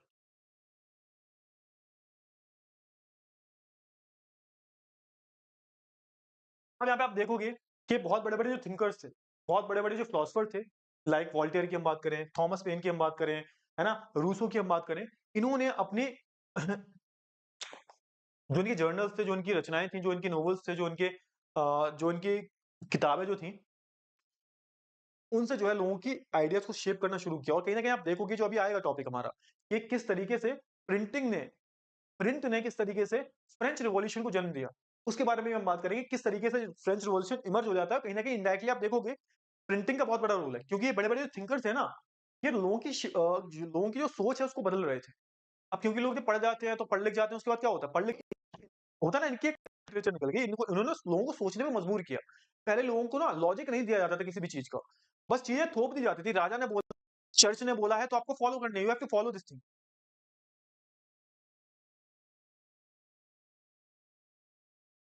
But no one will tell you कि what is the reason behind this. कोई नहीं बोलता था इसके पीछे का रीज़न क्या है। तो यहाँ पे जो थिंकर्स थे ना, लोगों को सोचने में मजबूर किया कि हर चीज़ के पीछे लॉजिक ढूँढो यार। जब हर चीज़ के पीछे लॉजिक मिल जाएगा, तो उस काम करने का अलग मज़ा है। आप राजा के सामने झुक क्यों रहे हो? हम राजा को टैक्स क्यों दे रहे हैं? ये पूरी सोसाइटी क्रिएट कर रखी है हमने, first state, second state, third state, और सिर्फ इसमें थर्ड स्टेट को ही यहाँ पे टैक्स क्यों पे करना पड़ रहा है? तो ऐसे सारे जो क्वेश्चन थे, उठने लगे। तो आप देखोगे, यही जो चीज़ होगी, वो मोनार्की को एंड करेगी। फ्रेंच रिवॉल्यूशन हो जाएगा, फिर ये रिवॉल्यूशन जो होगा, फिर एक ऐसी आग पकड़ेगा ये, कि पूरे यूरोप में, पूरी दुनिया में फैल जाएगी। क्लियर हुआ? तो ये सारी चीज़ों के बारे में हम जो है बात करेंगे, है ना?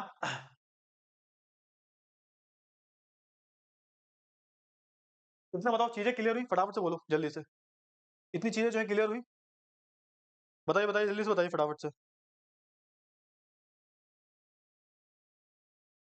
क्लियर हुई? फटाफट से बताओ जल्दी से। अरे हाँ ना तो बोल दिया करो।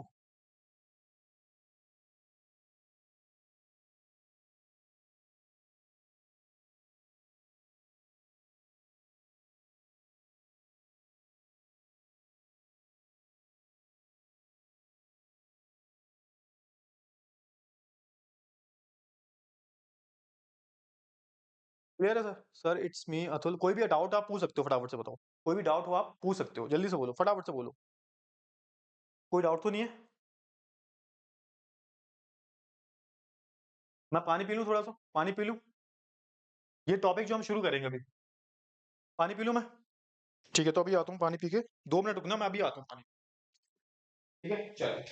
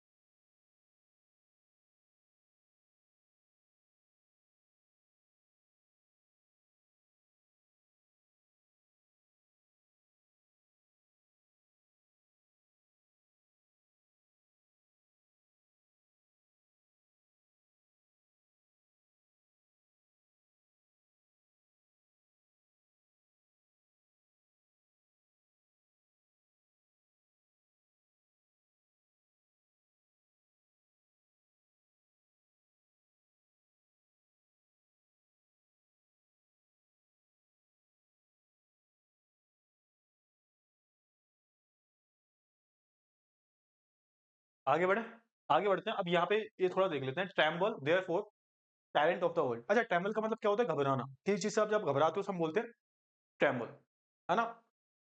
और यहाँ पे टैलेंट मतलब कौन है? जो डेस्पोटिक रूलर, जो क्रूअल जो रूलर्स हैं, उन्हें टैलेंट बोला गया, टैलेंट ऑफ द वर्ल्ड। ये दुनिया के जो क्रूअल रूलर जो है ना, ये घबराएंगे। किससे घबराएंगे? प्रिंटिंग से घबराएंगे। ये बात बोली है किसने? ये बात बोली है मर्सियर ने। अब इसके बाद पढ़ते हैं। Books were considered as the member a means of spreading progress and enlightenment by the mid 18th century. अब यहाँ पे कुछ बुक्स ऐसी आ रही थी जो लोगों को एनलाइटमेंट दे रही थी। एनलाइटमेंट मतलब क्या होता है? कि लोगों को ज्ञान की प्राप्ति हो जाए, कि अब तक जो आपका वे ऑफ थिंकिंग था वो अलग था, और अब जो आपका वे ऑफ थिंकिंग है वो थोड़ा सा अलग है। इसको हम बोल देते हैं एनलाइटमेंट। इसको हम क्या बोल देते हैं? एनलाइटमेंट बोल देते हैं, है ना? तो ये मिड ऑफ 18th सेंचुरी की हम बात करें तो ऐसे बहुत बड़े बड़े थिंकर्स आ गए थे जिन्होंने लोगों को सोचने में मजबूर किया। जैसे आप देखोगे, कार्ल मार्क्स की बात करें, रूसो की बात करें, मोंटेस्क्यू की हम बात करें, इन सब के बारे में जो आपने पढ़ा है, तो ये लोग ना लोगों की एक आइडियाज को रीशेप कर रहे थे, सोच को बदल रहे थे। According to the Louis Sebastian Mercier, a novelist in 18th century France, said that the printing press is the most powerful engine of the progress. उन्होंने बोला कि जो प्रिंटिंग प्रेस है ना, ये प्रोग्रेस का एक सबसे पावरफुल इंजन है। And public opinion is the force that will sweep despotism. और जो इससे जो पब्लिक ओपिनियन चेंज हो रहा है, लोगों की राय जो चेंज हो रही है ना, ये डेस्पोटिज्म को बिल्कुल स्वीप कर देंगी, साफ कर देंगी। ऐसा किसने बोला था? ऐसा बोला था भाई, ये स्टेटमेंट याद रखना क्योंकि ये स्टेटमेंट भी पूछ ली जाती है।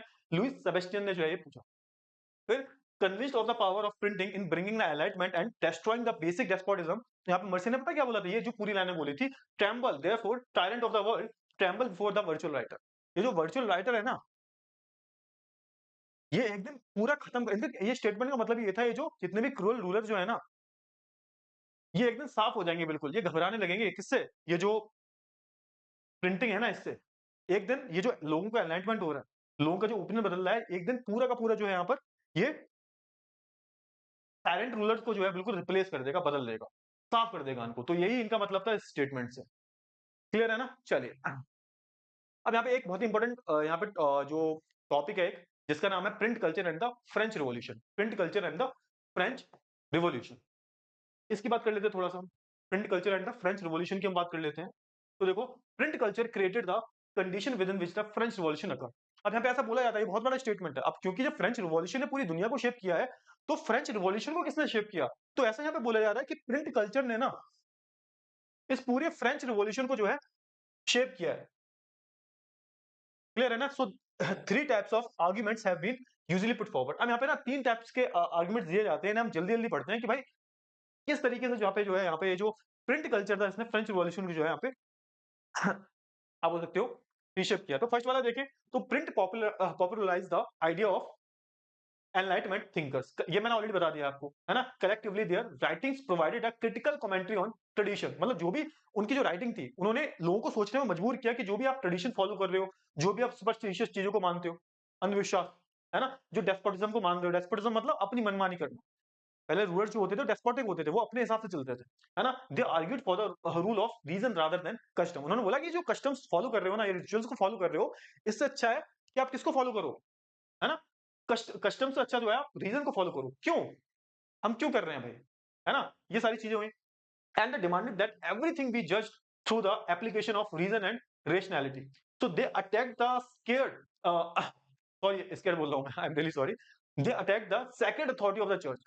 जो सेक्रेड अथॉरिटी, सेक्रेड का मतलब क्या होता है? कोई जो चीज होती है बहुत ज्यादा रिलीजियस होती है, पूजनीय होती है, उसको हम सेक्रेड बोल देते हैं, है ना?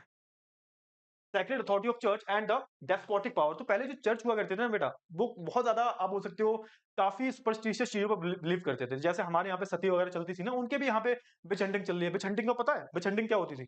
तो विच हंटिंग में होता ये था कि किसी भी जो कोई भी फीमेल है, उस पर ऐसा शक हुआ कि ये जादू टोना करती है, तो उसको विच विच डिक्लेयर कर दिया जाता था और उसको मार दिया जाता था, जला दिया जाता था। अब यहाँ पे होता क्या था भाई? होता ये था कि जो इसमें कई बारी जो बहुत जो लाइक सुंदर सुंदर लड़कियां जो होती हैं, वो भी फंस जाया करती थी, है ना? कोई पावरफुल आदमी जो है, शायद उनकी अगर बात ना मानो तो वो जलन की वजह से, बहुत लोगों ने ऐसा किया, जलन की वजह से जो है किसी भी मासूम लड़की को विच डिक्लेयर कर दिया, ये चुड़ैल है, जादू टूना करती है। तो ऐसे बहुत सारी औरतों को मार दिया जाता था। तो ये काफ़ी प्रिवेलिंग था, है ना? चर्च वालों ने किया था और बहुत सारी जो है यहाँ पे सुपरस्टिशियस चीज़ें थी, है ना? तो यहाँ पर जो है लोगों ने जो है सवाल उठाने शुरू किए। सेकंड हम देखते हैं, print created a new culture of dialogue and debates. अब यहाँ पे ये भी शुरू हुआ कि जब कोई चीज़ लिखी जाती है, उसपे क्या होता है? इसपे बेसिकली डिबेट डिस्कशन होता है। तो यहाँ पे ना पहले जो डिबेट डिस्कशन नहीं होता था, अब वो डिबेट डिस्कशन होने लगा। All values, norm and institution were re-evaluated and discussed by a public that had become aware of the power of reason and recognize the need to questioning the existing ideas। तो यहाँ पे बोला गया कि यहाँ पे जो existing ideas है ना, इन पे सवाल उठने लगे थे। ये जो existing ideas हैं, beliefs हैं, इन पे लोग सवाल उठने लगे थे, इन पे लोग आपस में डिबेट कर रहे थे। और ये सब किसकी वजह से हुआ था? प्रिंटिंग की वजह से हुआ था। तो by the 1780s there was an outpouring of literature that mocked the royalty and criticizing the morality। अब यहाँ पे बोला जा रहा है 70-80s आते यहाँ पे कुछ ऐसे लिटरेचर्स आने लगे थे जिन्होंने डायरेक्टली जो है यहाँ पे रॉयल्टी जो है ना? यानी कि जो रॉयल पीपल जो है, यानी कि राजा की बात हो रही है यहाँ पे, उनको डायरेक्टली जो है क्रिटिसाइज किया, है ना? उनकी मोरालिटी पे।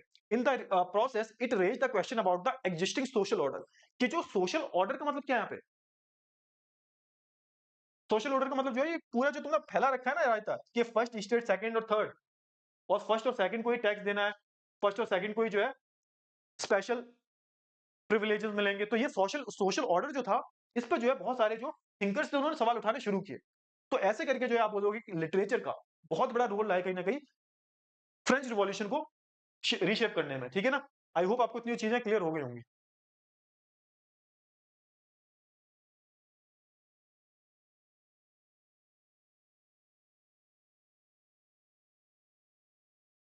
क्लियर हुई? फटाफट से बताओ जल्दी से। हाँ या ना? क्लियर हुई?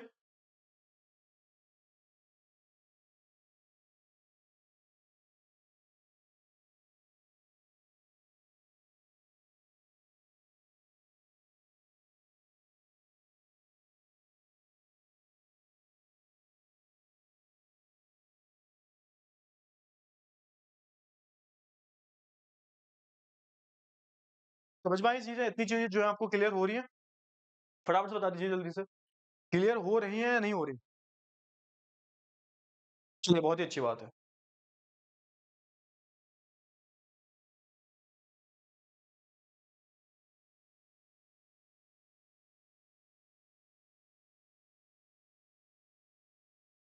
बात कर लेते हैं किसकी, 19th सेंचुरी की, है ना? अब यहाँ पे थोड़ा-सा बच्चों की बात कर लेते हैं हम। 19th सेंचुरी में जो बच्चे थे, इनकी जो एजुकेशन थी उसके बारे में बात कर लेते हैं हम। तो primary education become the compulsory from the late 19th century, children became important category of the reader. क्योंकि हुआ क्या, यूरोप में प्राइमरी एजुकेशन जो थी, जैसे हमारे इंडिया में अभी भी कंपल्सरी है ना, 6 से 14 साल के बच्चे जो हैं, उनको प्राइमरी एजुकेशन कंपल्सरी है। तो ऐसे ही हम बात करें, यूरोप में भी कंपल्सरी हो गया था कि जो छोटे बच्चे हैं ना, सारी की सारी स्कूल जाएँगे। तो यहाँ पे जब इस सारे प्राइमरी एजुकेशन को कंपल्सरी बना दिया, तो यहाँ पे सबसे बड़ी जो जनता थी वो थी बच्चे, चिल्ड्रन, है ना? और जब बच्चे हैं तो उनको किताबें पढ़नी पड़ेंगी, है ना? किताबें तो चाहिए होंगी ना।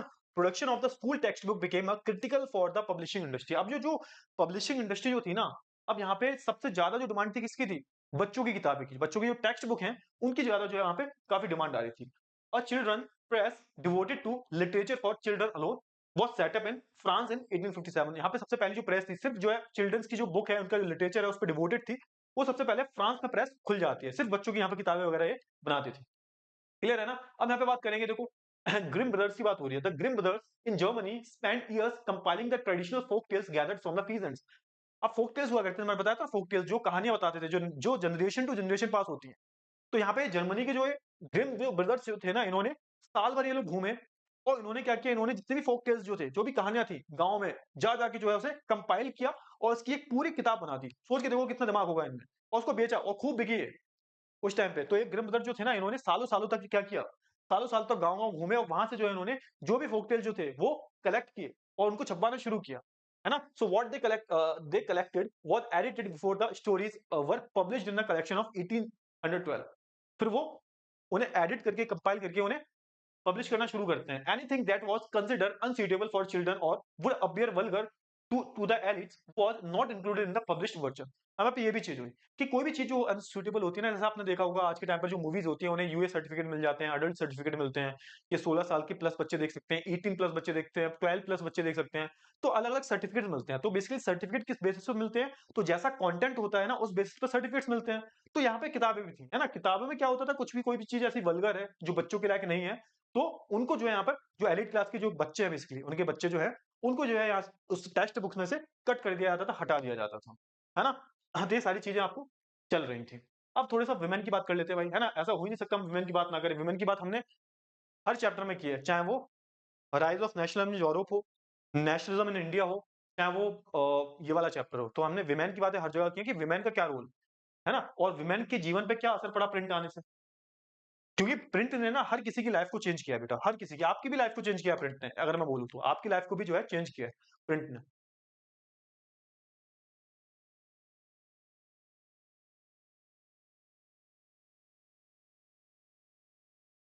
वुमेन की अगर हम बात करें,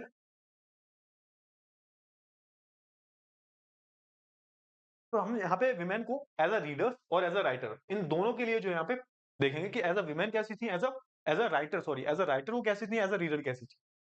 तो यहाँ पे कुछ पेनी मैगज़ीन्स आया करती थी, स्पेशली मेंट फॉर वुमेन। तो वुमेन जो हुआ करती थी उस टाइम पे ज़्यादातर घर पे ही रहा करती थी, वो पढ़ा करती थी। ठीक है ना? और यहाँ पे ये भी कुछ ऐसी मैगज़ीन्स आया करती थी जो उनके बिहेवियर है ना? जो घर के जो काम-काज होते हैं, हाउसकीपिंग जिसे बोलते हैं, उनका बिहेवियर कैसे इम्प्रूव हो, जो घर के काम-काज कैसे करे जाते हैं, तो ऐसी सारी जो बुक्स हैं वो चला करती थी। बेस्ट नोन नोवेलिस्ट वर वुमेन, जेन ऑस्टन। तो एक बहुत बड़ी नोवेलिस्ट थी, इन्होंने काफ़ी सारे नोवेल लिखे हैं, है ना? इन्होंने बहुत सारे नोवेल कौन से लिखे? जेन ऑस्टन, जैसे हम बात करें अलग-अलग जो वुमेन नोवेलिस्ट जो थी, जैसे कि हम बात करें जेन ऑस्टन की बात करें, ब्रोंटे सिस्टर्स की हम बात करें, जॉर्ज एलियट की हम बात करें, तो बड़े-बड़े जो है नोवेलिस्ट ये महिलाएँ थी, वुमेन थी। तो there writing became important in the defining a new type of women. अब इनकी जो राइटिंग थी और इनकी जो राइटिंग थी फिर भाई बहुत सारे लोगों ने पढ़ी भी। उसमें से सबसे ज़्यादा जो प्रोपोर्शन था वो वुमेन का ही था। और यहाँ पे फिर उन्होंने वुमेन की थिंकिंग को चेंज किया। है ना? A person with will, strength of personality, determining and power power to think. तो इन्होंने एक ना होता है एक मेंटली रूप से, उस टाइम पे हम बात करें तो वुमेन की हालत बहुत खराब हुआ करती थी। बट इन्होंने अपनी कुछ राइटिंग से ना जो वुमेन है उनको डिफाइन करना शुरू किया कि तुम हो क्या बेसिकली, है ना? उनकी पर्सनैलिटी को डिफाइन किया, उनकी पर्सनैलिटी में कितनी स्ट्रेंथ है उसको डिफाइन किया। तो ऐसे करके यहाँ पे कहीं न कहीं आप देखोगे, जो वुमेन की जो थिंकिंग होगी, ये भी धीरे-धीरे बदलेगी और फिर यहाँ से आप देखना शुरू होंगे क्या? Feminist revolution. फेमिनिस्ट जो आंदोलन जो है, फेमिनिस्ट मूवमेंट जो है, वो शुरू होंगे। तो कहीं न कहीं प्रिंटिंग का रोल रहा है फेमिनिस्ट जो मूवमेंट्स हुए हैं उनके लिए। याद रखना हमेशा। वर्कर्स की हम बात कर लेते हैं। वर्कर्स की हम बात करें तो ऐसा हो ही नहीं सकता हम कार्ल मार्क्स की बात ना करें भाई। वर्कर्स की थिंकिंग को चेंज करने में कार्ल मार्क्स का बहुत बड़ा रोल था। Das Kapital, the Bible of workers या फिर the Bible of working class. ठीक है? तो देखो 19th century lending library in the England. तो 19th सेंचुरी में क्या हुआ था? कुछ लाइब्रेरीज़ हुआ करती थी, जो किताबों को लैंड किया करती थी। है ना? अब यहाँ पे जो वर्कर्स वगैरह हैं, जब इन्हें टाइम मिलता था तो इनमें आते थे, किताबों को बोरो किया करते थे और पढ़ा करते थे। तो कुछ ऐसी ही लाइब्रेरीज़ हुआ करती थी इंग्लैंड में। ठीक है ना? Instruction for the educating white collar workers, artisans and lower middle class people. तो ये इनका मेन, इन लाइब्रेरीज का मेन जो एम था वो क्या था कि वो जो व्हाइट कॉलर वर्कर्स जो है, यानी कुछ ऐसा अच्छा खासा काम करते हैं, है ना, कोई मजदूरी का काम नहीं करते, उन्हें व्हाइट कॉलर वर्कर्स बोलते हैं। तो व्हाइट कॉलर वर्कर्स, आर्टिसन जो है, लोअर मिडिल क्लास जो पीपल है, उनको पढ़ाना, एजुकेट करना ही इनका काम था। Sometimes self educated working class people wrote for themselves. अब जो लोग पढ़ लिख गए, उन्होंने खुद के लिए भी लिखना शुरू कर दिया, है ना? जो वर्किंग क्लास जो थे ना, उन्होंने खुद के लिए भी लिखना शुरू कर दिया। So after the working day was gradually shortened, workers wrote political text and autobiography in the large number. अब यहाँ पे बहुत सारे जो वर्कर्स थे, बेसिकली ये पढ़ लिख गए, इन्होंने अ, होता है ना कि जो पॉलिटिकली जो चीजें हो रही हैं उनके बारे में लिखना शुरू कर दिया।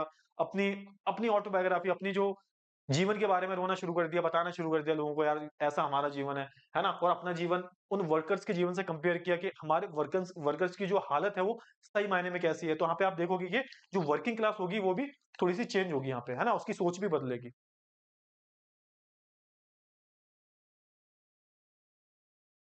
क्लियर हुआ? वर्किंग क्लास भी जो है यहाँ पे बदलती हुई दिखाई देगी। क्लियर है? अब फर्दर इनोवेशन की हम बात कर लेते हैं। अब फर्दर इनोवेशन की बात किस सेंस में हो रही है यहाँ पे? तो फर्दर इनोवेशन की बात जो है यहाँ पे प्रिंटिंग के सेंस में हो रही है। अब तक क्या था, वही टेक्नोलॉजी यूज़ हो रही है जो गुटेनबर्ग ने बना दी है। अब इसमें भी बहुत सारा आप देखोगे इनोवेशन नज़र आएगा। जब बिजली बन जाएगी, पावर जब बन जाएगा, पावर मतलब डीसी, एसी करंट जब बन जाएँगे, तो यहाँ पे पावर से चलने वाली जो यहाँ पर प्रेस आ जाएगी, जो और ज़्यादा एफिशिएंट होगी। तो देखो मिड 19th सेंचुरी में क्या हुआ, रिचर्ड एम हो ने न्यूयॉर्क हेड न्यूयॉर्क के थे, इन्होंने एक perfect power driven cylindrical press बना दी। पावर ड्रिवन मतलब बिजली से चला करती थी। बिजली से चला करती थी और जो हर घंटे करीबन जो 8,000 शीट पर आवर छापती थी। सोच के देखो, 8,000 शीट छाप रही है। अब इसने तो पूरा सब कुछ ही बदल के रख दिया। सिलिंड्रिकल प्रेस जो थी, ये 8,000 शीट जो पर आवर छापा करती थी और ये बिजली से चलती थी। है ना? फिर लेट 19th सेंचुरी में देखोगे आप, ऑफसेट प्रेस शुरू हो गई थी, जो कि कलर्ड प्रेस थी। कलर्ड मतलब एक साथ जो है ये 7 से ज्यादा कलरों में जो है ये छाप सकती थी। और यहाँ पे 20th सेंचुरी में आप देखोगे electrically operated presses, accelerated printing operations. फिर आप देखोगे 20th सेंचुरी आते-आते जो इलेक्ट्रिकली मतलब जो बिजली से चलने वाली प्रेसेस जो है पूरे मार्केट को जो है कैप्चर कर लेंगे। अब ज्यादातर जो क्या था, अब ज्यादातर जो प्रेसेस थी वो इलेक्ट्रिकल प्रेसेस थी। इनसे जो है छपाई के काम चल रहे थे और ये काफी ज्यादा सस्ते भी थे। ओवरऑल कॉस्ट बहुत सस्ती आती थी और अब हर कोई पढ़ पा रहा था। मतलब एक पूरा रिवॉल्यूशन जो है हो चुका था। अब आसानी से जो यहाँ पे किताबें आपको बाजार में देखने को मिल रही थी। Methods of feeding papers improve the quality of plates. अब यहाँ पे बात वही हो रही है कि यहाँ पे ना अब बहुत सारे चेंजेस नजर आ रहे हैं। पेपर को डालने के तरीके, है ना? यहाँ पे ऑटोमेटिक पेपर रील्स, पेपर की क्वालिटी भी बदली, है ना? कितना जो है कलर्स का टेक्सचर देना है वो, है ना? और अब यहाँ पे एक चीज शुरू हो गई थी, जैसे होता है ना, आप देखते हो कि बहुत सारी सीरीज आती हैं, जैसे गेम ऑफ थ्रोन्स हो गया, है ना? पीकी ब्लाइंडर हो गया, एनिमे हो गया। तो इनकी ना इनके सीरीज में होता है, सीरीज 1, सीरीज 2, सीजन 1, मैं सीरीज बोल रहा हूँ, सीजन 1, सीजन 2, सीजन 3, सीजन 4 आते हैं ना। तो पहले ऐसे नॉवेल्स भी आया करते थे, जो सीरीज में आते थे और उनकी जो एंड में स्टोरी होती थी, उसमें कुछ ऐसा उसका क्लाइमेक्स होता था कि वो फिर लोग जो है दूसरे सीजन के लिए वेट करते थे। ऐसे ही तो होता है ना, जैसे बाहुबली मूवी आई थी, बाहुबली 1, बाहुबली 2, है ना? तो इसमें भी यहाँ पे भी ऐसा हुआ। In 1920s England popular works were sold in cheap series called the shilling series. ये शिलिंग सीरीज जो यहाँ पे शुरू हुई, the dust cover of the book jacket is also a 20th century innovation. तो ये जो देख रहे हो ना, ऐसे कुछ कवर आ रहा है, डस्ट कलर जो आ रहा है, ये भी कहीं कहीं ना कहीं आप बोल सकते हो ये 20th सेंचुरी का इनोवेशन था। ये पूरा जो ऊपर कवर चढ़ा होता था ना बुक का, तो वो डस्ट कवर जिसे हम बोलते हैं, ये भी 20th सेंचुरी का इनोवेशन था। With the onset of the great depression in 1930s, publisher feared a decline in the book purchase. और जब क्या हुआ, जब 1930s में क्या आया था, डिप्रेशन आया था, ग्रेट डिप्रेशन, तो इन्होंने जो पब्लिशर थे ना बहुत बड़े-बड़े, उन्हें ऐसा डर था, कैसा डर था कि यहाँ पे कहीं डिक्लाइन देखने को ना मिले इन बुक परचेज, है ना? To sustain buying, they brought out cheap paperback edition. Sustain करने के लिए उन्होंने सस्ते-सस्ते पेपर खरीद लिए ताकि बुक और ज़्यादा सस्ती हो जाए, तो सस्ते में तो लोग खरीदेंगे, है ना? तो यहाँ पे वही हुआ, है ना? To sustain buying they brought out cheap paperback edition. उससे क्या होगा, उससे जो है लोग खरीद कर रहेंगे। अब बात कर लेते हैं इंडिया के बारे में। अब बहुत देर से ना हमने इंडिया के बारे में बात नहीं की है, तो ऐसा हो ही नहीं सकता अब इंडिया के बारे में बात ना करें। देखो यहाँ पे आपके मन में एक क्वेश्चन आना चाहिए, सर हमेशा हम यूरोप की ही बात क्यों करते हैं? हमने पहले इंडिया की बात की, हम पहले इंडिया की बात हमें करनी चाहिए थी, उसके बाद यूरोप की बात करनी चाहिए थी। अब यूरोप की बात करी क्यों रहे हैं? तो बेटा देखो यहाँ पे एक ना मजबूरी समझो। उस टाइम पे इंडिया गुलाम था, उस टाइम पे इंडिया में ऐसा कुछ बड़ा हुआ नहीं था। जितने भी बड़े-बड़े कारनामे हुए हैं ना, वो सारे-सारे कहाँ हुए हैं? यूरोप में हुए हैं, वेस्ट में ही हुए हैं। और वेस्ट में अगर हुए हैं, तो भैया देखो उनकी हिस्ट्री जानना बहुत ज़रूरी है, क्योंकि वो जो चीज़ है वो हमने कहीं न कहीं बोरो की है। So that's why we read about them, that's why they are in our chapters, that is only the reason. ठीक है, समझ में आया? फटाफट से बताओ जल्दी से। क्लियर हुआ? चीज़ें समझ में आ रही हैं? बता दो जल्दी से।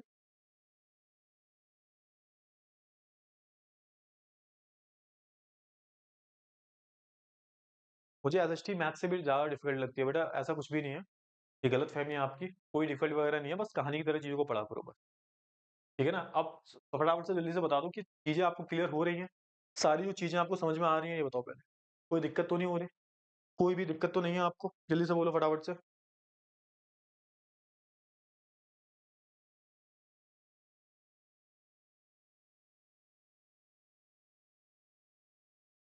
फटाफट से बता दो जल्दी से come on fast, fast, fast, fast, fast, fast जल्दी से बताओ फटाफट से।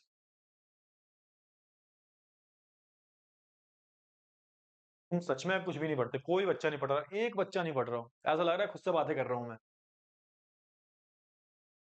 चलिए, तो स्टार्ट कर लेते हैं, है ना? आगे बढ़ते हैं। अब इंडिया के बारे में थोड़ा-सा पढ़ लेते हैं। इंडिया के बारे में बहुत ही चीज़ें इंटरेस्टिंग सी हैं, तो उसके बारे में थोड़ा-सा पढ़ लेते हैं हम, ठीक है?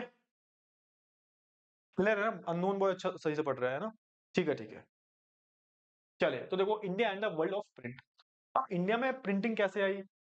किस तरीके से इंडिया में प्रिंट का रिवॉल्यूशन है? क्योंकि इंडिया का अगर आप नेशनलिज्म की कहानी देखोगे ना, इंडिया की नेशनलिज्म की स्टोरी आप पढ़ोगे, तो उसमें भी कहीं न कहीं प्रिंट का बहुत बड़ा रोल है। लोगों को आइडियाज़ देने में प्रिंट का बहुत बड़ा रोल है। तो उसके बारे में हमें जानना तो बनता है ना? चलिए, तो India had a very rich and old tradition of handwritten manuscript. तो सबसे पहले इंडिया की ना हिस्ट्री की बात हो रही है कि इंडिया में जब अंग्रेज वगैरह नहीं थे, आज से 1000 साल पहले, इंडिया में किस तरीके से प्रिंट किया जाता था। तो इंडिया में ना मैन्युस्क्रिप्ट्स हुआ करती थी, जो पाम लीफ पे लिखी जाती थी हाथों से, है ना? तो आप देख सकते हो ऐसे कुछ लिखा होता था, हाथों से लिखा होता था। ये लोग हाथों से लिखते थे और इनको हम क्या बोलते थे? इनको हम हैंड रिटन मैन्युस्क्रिप्ट्स बोला करते थे, जो कि अलग-अलग लैंग्वेजेज़ में जो है लिखी होती थी, जैसे संस्कृत, अरेबिक, पर्शियन, है ना? अलग-अलग लैंग्वेजेज़ में जो है और वर्नाक्युलर लैंग्वेज मतलब जो लोकल की लैंग्वेजेज़ हैं, उसमें लिखी होती थी। Manuscripts were copied on palm leaf और ऑन हैंडमेड पेपर। जो हैंडमेड पेपर हुआ करता था, जो पाम लीफ हुआ करती थी, जैसे वेलम हुआ करता था, वैसे ही पाम लीफ हुआ करती थी। इन लीफ पे जो है लिखा जाता था। पेजेस वर समटाइम्स ब्यूटीफुली इलस्ट्रेटेड और इन पेजेस को ना बहुत अच्छे से जो है सजाया जाता था, इलस्ट्रेट किया जाता था। They would be either pressed between wooden covers और sewn together to ensure the preservation. तो इन्हें सिल दिया जाता था, इनको प्रिजर्व करके रखा जाता था, कवर करके रखा जाता था, ताकि ये प्रिजर्व रहे। क्योंकि ये जो पाम लीफ होती थी, ये बहुत ही बेकार क्वालिटी की हुआ करती थी, मतलब इससे जो है पेरिशेबल होती थी, ठीक है ना? और इनकी प्रॉब्लम क्या थी, बट प्रॉब्लम की बात कर लेते हैं, काफ़ी एक्सपेंसिव थी और फ्रेजाइल थी। मतलब ये खराब होने के चांसेस रहते थे, ज़्यादा दिन तक ये टिकती नहीं थी। और जो स्क्रिप्ट लिखी हुई मिली है, तो अलग-अलग स्टाइल में लिखी मिली है, जो कि पढ़ने में थोड़ी समस्या हुई, समझने में समस्या हुई इनकी। और क्या-क्या प्रॉब्लम थी? Pre colonial Bengal, extensive network of village primary schools, students only learn to right.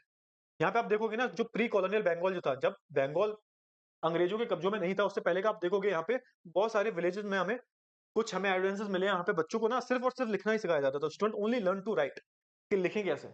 इन पे लिखना कैसे? वो बहुत बड़ा टास्क हुआ करता था, क्योंकि इन पे लिखना ही बहुत बड़ी कलाकारी हुआ करती थी। ठीक है? चलिए, अब बात कर लेते हैं how print comes to India. How मतलब इसकी भी कोई ना कोई स्टोरी रही होगी ना, कि इंडिया में प्रिंटिंग कल्चर कैसे आया, छापने वाली machine.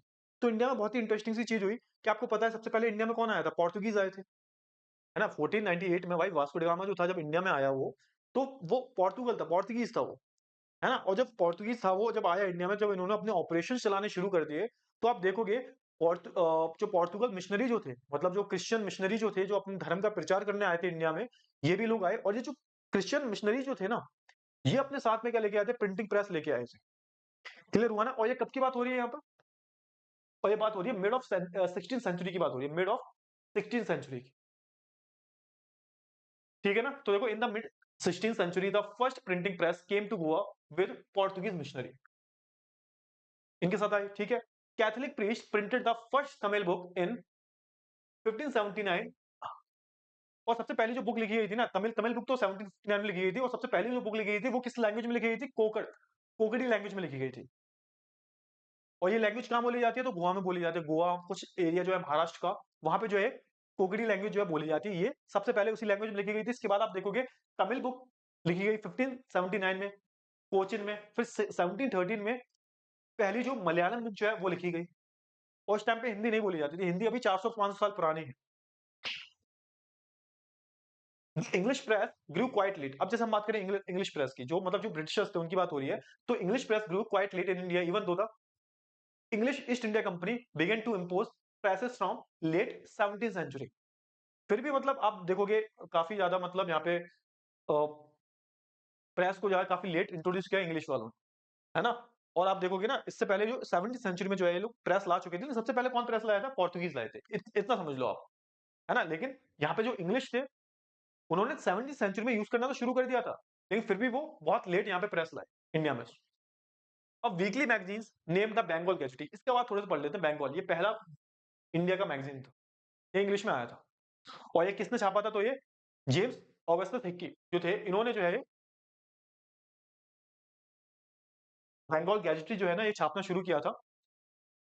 Advertisement were publish by Hickey and he also published a lot of gossips about the company's senior officials in India।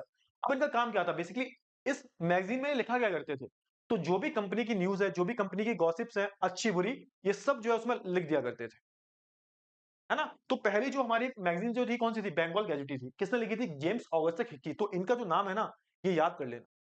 Clear है? क्लियर है? चलिए आगे बढ़ते हैं। And enraged by this governor Warren Hasting persecuted Hickey. अब हुआ क्या? Enrage का मतलब होता है नाराज कर देना। तो यहाँ पे ना, अब जब ये हर बुरी खबर अच्छी खबर लिख रहे हैं कंपनी के बारे में, तो जब ये वॉरेन हेस्टिंग उस टाइम के जो गवर्नर जनरल जो थे, उस टाइम के गवर्नर जनरल वॉरेन हेस्टिंग, जब इनको ये पता चलता है ना, तो ये काफी नाराज हो जाते हैं और ये हिक्की को प्रोसिक्यूट कर देते हैं। मतलब ये काफी जेल वेल में भिजवा देते हैं, केस वेस चलाते हैं उनपे, काफी साल तक ये जेल में रहते हैं। उसके बाद थोड़े दिन बाद इनकी मृत्यु हो जाती है ना? तो ये काफी नाराज होते हैं। क्लियर है? And encourage the publication of officially sanctioned newspaper that could counter the flow of information that damage the images of colonial government. अब यहाँ पे बोलते हैं कि भाई यहाँ पे क्या करना होगा? जो ये कॉलोनियल गवर्नमेंट जो है ना, इसकी जो इमेज को जो डैमेज हुई है, इसको रोकने के लिए जो है इन्होंने क्या किया? इसको काउंटर करने के लिए जो है इन्होंने न्यूज़पेपर्स पे सैंक्शन लगा दी। अलग-अलग न्यूज़पेपर्स पे जो है सैंक्शन लगा दी कि जिससे कि जो है ईस्ट इंडिया कंपनी की इमेज खराब ना हो। है ना? तो वही लिखा हुआ है ना, encourage the publication of official sanction the newspaper that could counter the flow of information that damage the image of colonial government। So by the close of 18th century, a number of newspaper and journals appeared in print। अब 18वीं शताब्दी का and होते होते 18th century का and होते होते तो यहाँ पे आपको दिखेगा कि बहुत सारे जो न्यूज़पेपर्स हैं, जर्नल्स जो हैं, वो मार्केट में बिक रहे हैं, मार्केट में ये लोग पढ़ रहे हैं। ठीक है? अब बात करेंगे religious reform and public debates के बारे में। अब देखो चीजें सारी सेम रहती हैं। आपने देखो ये जो सेम चीजें आपने यूरोप वाले केस में भी पढ़ी, हर चीज में आपने हर एक चीज पढ़ी आपने। तो हमेशा याद रखना हिस्ट्री में चीजें सेम रहती हैं, बेस बिल्कुल वही रहता है। बस यहाँ पे क्या होता है, यहाँ टाइम चेंज हो जाता है और कैरेक्टर्स चेंज हो जाते हैं, बाकी स्टोरी सारी सेम रहती है। तो देखो हमने अभी किसके बारे में पढ़ा?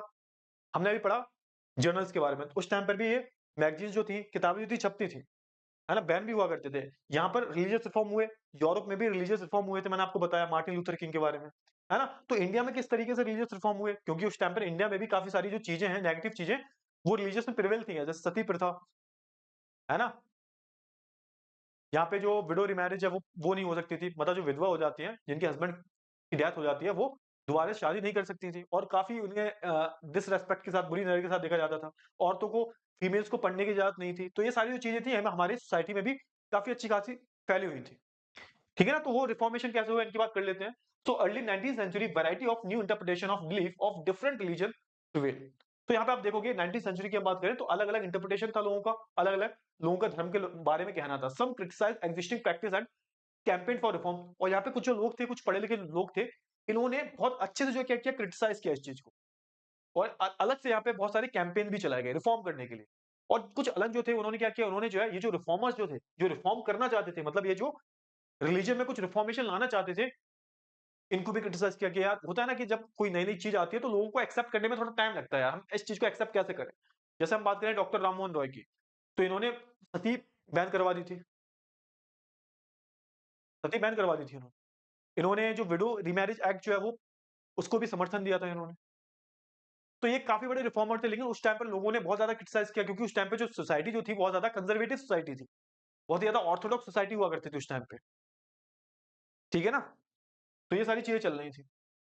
Printed tracts and newspapers not only spread the new ideas but they shaped the nature of the debates.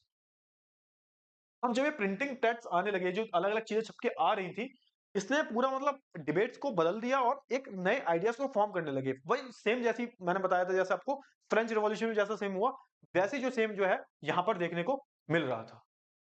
आगे बात करें, new ideas emerge through these clashes of opinions. अब यहाँ पे नए नए आइडियाज निकल के आ रहे थे. देखो जब डिबेट डिस्कशन होती है तो नई नई चीजें पता चलती हैं भाई. कोई सामने वाला गलत बोल रहा है, हाँ बोल रहा है, ना बोल रहा है, तो जब डिबेट वगैरह होती है तो नए नए ओपिनियंस वगैरह निकलते हैं. अलग अलग लोगों की जो है अलग अलग राय होती है और हम एक अच्छे ही कंक्लूजन पे पहुंचते हैं जब हम डिबेट डिस्कशन करते हैं, है ना.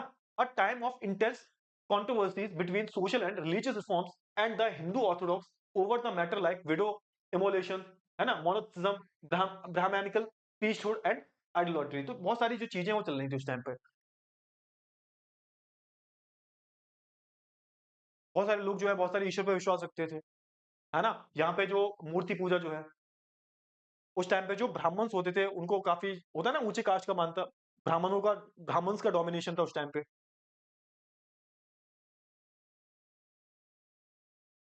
तो ये सारी जो चीजें वो चल रही थी. क्लियर हुआ? फटाफट से बताओ जल्दी से, फटाफट से बताओ, जल्दी से बताओ. क्लियर हुई चीजें? अरे कोई हाँ ना तो बोल दिया करो यार.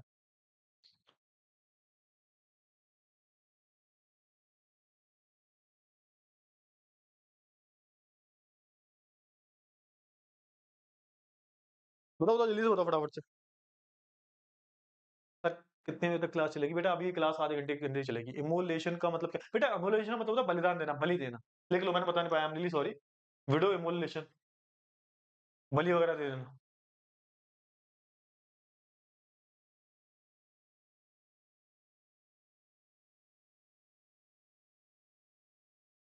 सती जैसे हम बोलते थे ना, सती.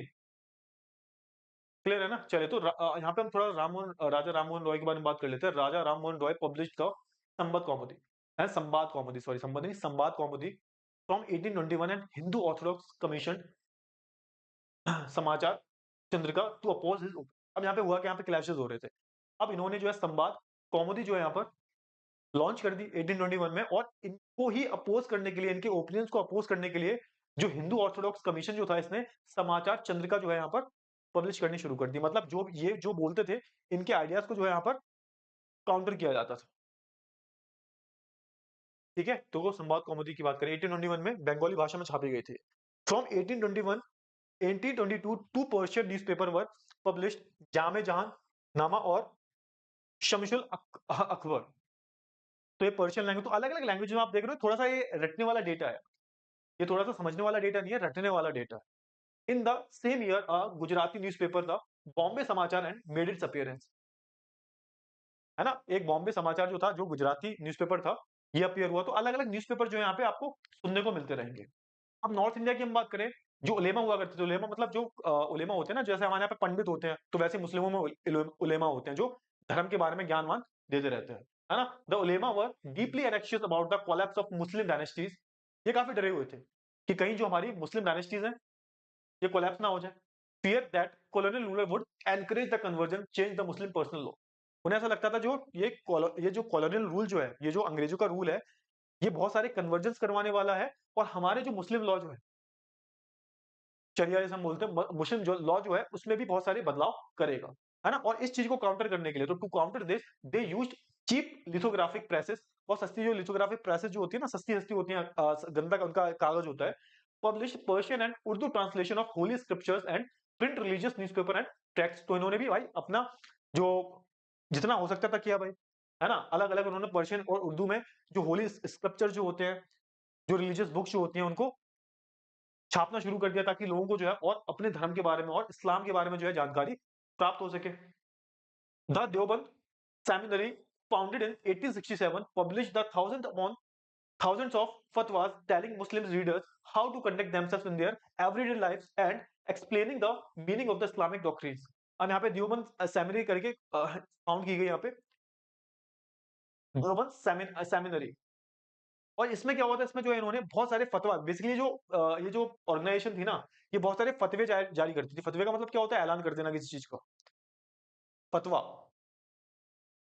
और इस फतवे में यहाँ पे लिखा होता था कि किस तरीके से जो मुस्लिम होता है वो कैसे इस्लामिक डॉक्ट्रिन्स, मतलब प्रिंसिपल्स को जो यहाँ पे फॉलो कर सकता है, इस्लामिक प्रिंसिपल को फॉलो कैसे कर सकता है। तो ये सारी जो चीजें हैं वो इस्लामिक दुनिया में भी हो रही थी। अब हम हिंदुओं की बात कर लें, तो हिंदुओं में भी अलग अलग चीजें देखने को मिली। अलग अलग जो रिलीजियस टेक्स्ट जो थे, स्पेशली जो वर्नाकुलर लैंग्वेजेस में आते थे, जैसे वर्नाकुलर लैंग्वेजेस लोग उस टाइम समझते थे, इंग्लिश कहाँ आती थी उस टाइम पे, हिंदी, है ना, गुजराती, मराठी, बंगाली, है ना, तमिल, मलयालम। तो इसमें जो है सारी चीजों को छापा जा रहा था। तो यहाँ पे पहला जो एडिशन था वो था रामचरितमानस, जो किसने किसने लिखी थी, तुलसीदास ने लिखी थी। और ये 16th सेंचुरी में जो है लिखी गई थी कैलकाटा। और यहाँ पे क्या हुआ था भाई, और ये 1810 में जो है हमें कैलकाटा से मिली थी, कैलकाटा। तो by the mid of the 19th century cheap lithographic editions of flooded north India market. तो जो सस्ती कॉपियां जो होती हैं वो पूरे नॉर्थ इंडिया मार्केट में जो बिक रही थी। From the 1880s the Naval Kishore press at Lucknow and Shri Venkateshwar press in Bombay publish the numerous religious text in vernaculars. अब ये जो नवल किशोर प्रेस आ गई थी, अब इनका जो मेन काम क्या था कि रिलीजियस टेक्स्ट को जो है पब्लिश करना, है ना। श्री वेंकटेश्वर जो प्रेस जो है ये आ गई थी, ये सिर्फ रिलीजियस प्रेस थी। और बेसिकली ये किस तरीके की बुक्स बनाती थी, जो धार्मिक किताबें हैं, जो रिलीजियस स्क्रिप्चर जो है उन पर जो है ये किताबें बनाया करती थी। क्लियर है। चलिए आगे बढ़े, बात कर लेते हैं न्यू फॉर्म ऑफ पब्लिकेशन। अब यहाँ पे एक नया फॉर्म भी निकलेगा, तो टॉपिक सारे सेम है, यूरोप वाले और ये वाले जो टॉपिक्स है सारे सेम टू सेम है। As more and more people could now read, they wanted to see their own lives, experiences, emotions and relationships reflected in what they read. अब बहुत सारे जो लोग थे ना, एक ऐसी ऑडियंस आ रही थी जो खुद की जिंदगी पे कुछ चाहती थी, खुद की लाइफ जैसे मैच हो जाते हैं, हम जैसे मूवीज देखते हैं, खुद का ही रिफ्लेक्शन देखते हैं सामने, खुशी होती है कि यार ये तो मेरी जिंदगी है, ये सारी सिचुएशन तो मेरी लाइफ में चल रही है। तो लोग भी कुछ ऐसे चाहते थे, they wanted to see their own life experience, खुद का जो जिंदगी है, खुद का जो एक्सपीरियंस है वो किताबों में पढ़ना चाहते थे। In Europe the novel, a literacy firm, literary form was developed to cater to the needs of the people who acquired Indian forms and styles. New literary forms entered the world of reading and such as lyrics, short stories, essays and about social and political matters. तो अब यहाँ पे अलग type की audience आने लगी थी, जो लिरिक्स लिख रही है भाई, शॉर्ट स्टोरीज, एसेज वगैरह लिख रही है। और यहाँ पे अलग अलग जो चीजें हैं वो डेवलप हो रही थी इंडिया में भी। New visual culture took shape by end of the 19th century. तो यहाँ पे भी जो विजुअल जो अपीयरेंस जो होती है चीजों में, इमेजेस का इस्तेमाल किया जाता है, विजुअल्स का इस्तेमाल किया जाता है, वो भी इंडिया में भी लेट 19th सेंचुरी में जो है आ चुका था, है ना। Painters like Raja Ravi Varma produce images of mass circulation poor wood engrave who made wood blocks set up the shop near the letter presses and were employed by the print shop. तो यहाँ पे इन्होंने भी एक तरह की, आप बोल सकते हो, वुड ब्लॉक को यहाँ पे सेट कर लिया था, और इससे जो है काफी सारे जो प्रिंट वगैरह हैं वो निकाला करते थे। Cheap prints and calendars easily available in the bazaar could be bought even by the poor to decorate the wall. अब ये जो प्रिंट है ना, इतना सस्ता हो गया था, इतना चीप हो गया था कि इवन जो पुअर लोग हैं ना, वो भी अपने घर में ऐसे जो कैलेंडर्स वगैरह होते हैं, आपने देखा होगा आज के टाइम पे भी लोग अपने घर में कैलेंडर्स वगैरह लगाते हैं, और कैलेंडर पर नजर जो है आपकी डेली पड़ती है, सबके घर में होता है। तो उस टाइम पे जो है बाजारों में मिलते थे, और लोग जो है अपने घरों में अपने वॉल्स को डेकोरेट करते थे। These prints began shaping popular ideas about modernity and tradition, religion and politics and society and culture. और इसी चीज ने क्या किया, ये जो प्रिंटिंग कल्चर जो स्टार्ट हो रहा था यहाँ पे, हमारे सोसाइटी को मॉडर्न करने में, उसको रिशेप करने में, रिलीजन को, पॉलिटिक्स पॉलिटिक्स को, सोसाइटी को रिशेप करने में जो है प्रिंटिंग ने काफी सारी जो मदद की है। ठीक है ना। बाय द 1870s कैरिकेचर्स, ये क्या होते हैं कैरिकेचर्स? तो आपने देखा होगा ना, ऐसे हम हिंदी में बोलते हैं कार्टूनिस्ट। तो आपने देखा होगा बहुत सारी जो एक किसी भी कैरेक्टर्स को हम बनाते हैं और एक मैसेज देने की कोशिश करते हैं और वो बहुत ही ज़्यादा सार्कास्टिक होता है ना? देखा होगा मज़ाक में। जैसे आपने देखा होगा अक्सर जो है राहुल गांधी, है ना? नरेंद्र मोदी और जितने पॉलिटिशियन वगैरह हैं उनके काफ़ी ज़्यादा कार्टून आते हैं और उस कार्टून के ज़रिए ना कुछ मैसेज देने की कोशिश की जाती है और एक एट द सेम टाइम वो हँसी वाला भी होता है, हँसी भी आती है उसे देख के। है ना? और बहुत ही फनी कार्टून्स होते हैं, तो उसको हम क्या बोल देते हैं? कैरिकेचर्स बोल देते हैं। है ना? तो उस टाइम पे आने लगे थे। तो by the 1870s caricatures and cartoons were being published in the journals and newspaper commenting on the social and political issues. तो ये जो सोशल इश्यूज होते थे और जो पॉलिटिकल इश्यूज होते थे उसको कैसे दिखाते थे? कार्टून और कैरिकेचर्स के थ्रू जो है दिखाया करते थे। Some caricatures ridiculed the educated Indians fascination with western taste. तो यहाँ पे कई सारे जो कैरिकेचर जो थे ना, कार्टून्स जो थे ना, यहाँ पे क्या दिखाते थे कि जो ये एजुकेटेड जो इंडियन है ना, जो झुके हुए हैं किसकी तरफ? वेस्टर्न स्टाइल की तरफ, वेस्टर्न टेस्ट की तरफ झुके हुए हैं, उनको भी टारगेट किया करते थे। And clothes while other express the fear of social change. और कुछ अदर जो कैरिकेचर्स हैं वो क्या दिखाते थे? कुछ जो ये जो समाज में बदलाव आ रहे हैं ना, चेंजेस आ रहे हैं, किसकी वजह से? वेस्टर्न की वजह से, वेस्टर्न वर्ल्ड की वजह से। तो उसके एक डर को भी यहाँ पे दिखाया करते थे कि इस तरीके से जो पश्चिमी दुनिया है वो हमारे कल्चर को बदल रही है ना? So there were imperial caricatures lampooning the nationalist as well as the nationalist cartoon criticizing the imperial rule। तो यहाँ पे यही खेल चलता रहता था। वो लोग हमें क्रिटिसाइज कर रहे हैं, हम जो लोग हैं वो इंपीरियल रूल, ब्रिटिश ब्रिटिश के रूल को जो है क्रिटिसाइज कर रहे हैं। ये कार्टून के थ्रू जो है चलता रहता था। ठीक है ना? अब यहाँ पे न्यू फॉर्म ऑफ पब्लिकेशन आएगा। अब देखो ना यहाँ पे वुमेन की बात चल रही है। तो यहाँ पे जैसे हम वुमेन की हमने बात यूरोप वाले केस में भी की थी और इस वाले केस में भी कर रहे हैं। तो अब देखोगे women reading increase enormously in middle class Holmes. अब मिडिल क्लास होम्स की हम बात करें, यहाँ पे भी आपको काफ़ी अच्छी खासी जो है यहाँ पे देखोगे आप, लोग दिखाई देंगे, जो विमेन है वो दिखाई देंगी जो जिन्हें जो काफ़ी पढ़ने की शौकीन हों, है ना? जो लिबरल हस्बैंड जो थे, जो लिबरल फादर फादर जो थे, ये चाहते थे उनकी बेटी, उनकी बीवी जो है पढ़े। उनके हस्बैंड, उनकी जो वाइफ है, बहुत सारे ऐसे हस्बैंड थे जो चाहते थे मेरी जो वाइफ है वो पढ़ लिख जाए। उन्होंने अपने बेटियों को, अपने वाइफ्स को स्कूल में भेजना शुरू कर दिया, घर में पढ़ाना शुरू कर दिया। इससे क्या हुआ? इससे जो है कुछ चेंजेस नज़र आए, है ना? Many journals begins carrying the writing by women. तो बहुत सारे जर्नल शुरू हो गए जो राइटिंग कौन करता था? बेसिकली जो वुमेन ही करती थी। And explained why women should be educated. और वो एक्सप्लेन भी करती थी। उस टाइम पे ऐसा माना जाता था कि कोई भी अगर महिला पढ़ लिख जाएगी, तो घर में बैड लक लाएगी, उसका हस्बैंड मर जाएगा। तो ऐसा कुछ जो यहाँ पे जो स्टीरियोटाइप्स जो थे वो डेवलप कर रखे थे। कुछ स्टीरियोटाइप्स जो थे वो डेवलप कर रखे थे। क्लियर है ना? फटाफट से बताओ जल्दी से। बता दो जल्दी से। क्या हुआ? कुछ ऐसे स्टीरियोटाइप जो थे वो डेवलप कर रहे थे पूरी सोसाइटी में। So they also carried a syllabus and test suitable readings matters which could be used for home-based schooling। हम्म। तो ये जो पब्लिकेशन जर्नल्स वगैरह होते थे ना, ये कुछ ऐसा सिलेबस जो होता है ना अटैच कर देते हैं हम। हम्म। उसमें भी वो अटैच कर देती थी पूरी कि घर पे ही स्कूलिंग हो जाए उनकी, घर पे ही वो पढ़ लिख जाए, घर पे पढ़ ले, बाहर जाने की जरूरत ही ना पड़े। तो ऐसी कुछ चीजें भी अटैच कर दी जाती थी। कुछ ऐसे सुटेबल जो रीडिंग जो मैटर जो होते हैं वो इसमें अटैच कर दिया करते थे ताकि लोग जो महिलाएं हैं वो घर पे भी पढ़े। अब यहाँ पे जो कंजर्वेटिव हिंदू जो थे वो नहीं चाहते थे कि उनकी लड़की पढ़े। मुस्लिम तो डरते थे कि भाई अगर उनकी जो विमेन है वो पढ़ गई तो वो करप्ट मानी जाएगी, would be corrupted by the reading Urdu romance. अगर वो उर्दू रोमांस पढ़ रही है तो वो करप्ट हो जाएगी, ऐसा माना जाता था।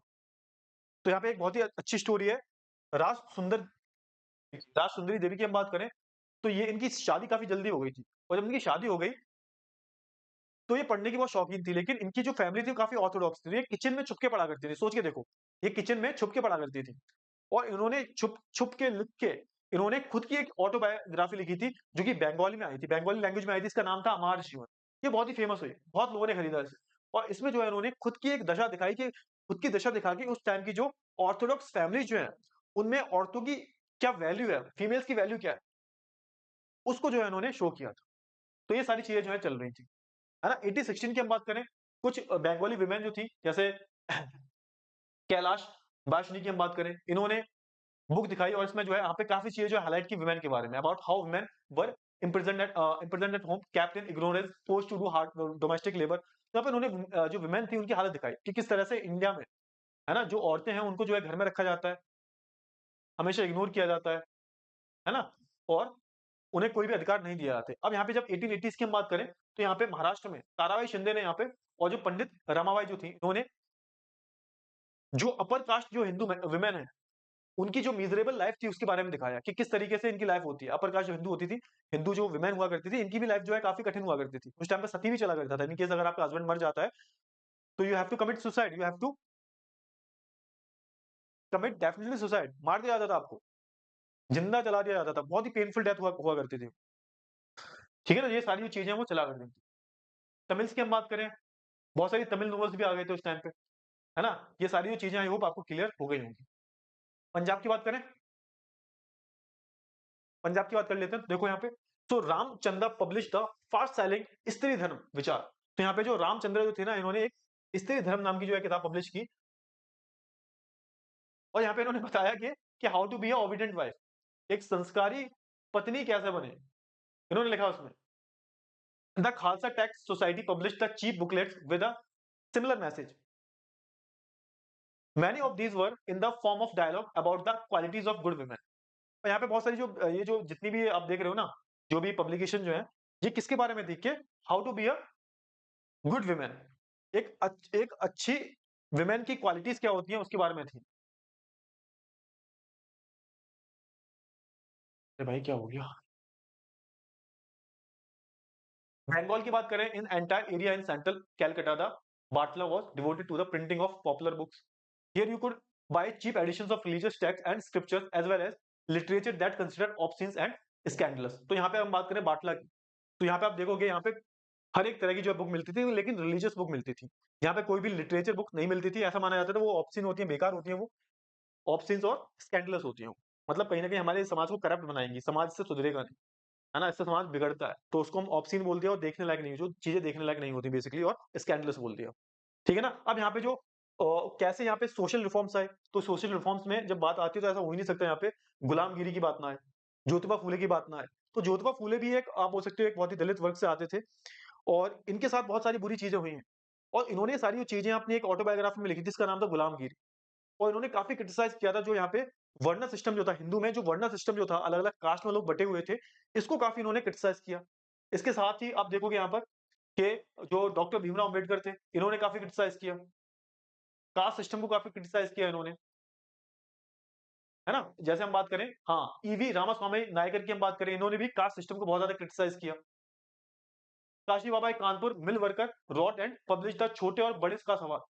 ये जो एक मिल वर्कर था काशी बाबा करके, इसने छोटे और बड़े का सवाल एक रचना लिखी थी, एक नोवेल लिखी थी। इसमें इसने बताया क्या बताया था, इसने बताया था कैसे जो है कास्ट के बेसिस पे कैसे एक्सप्लॉइटेशन होता है वर्कर्स के साथ में, उसके बारे में उसने बताया। और एक दूसरा मिल वर्कर था, उसने पोएम लिखनी शुरू की। नेम ऑफ सुदर्शन चक्र between 1935 and 1955 were brought together and published in the collection called सच्ची कविताएं।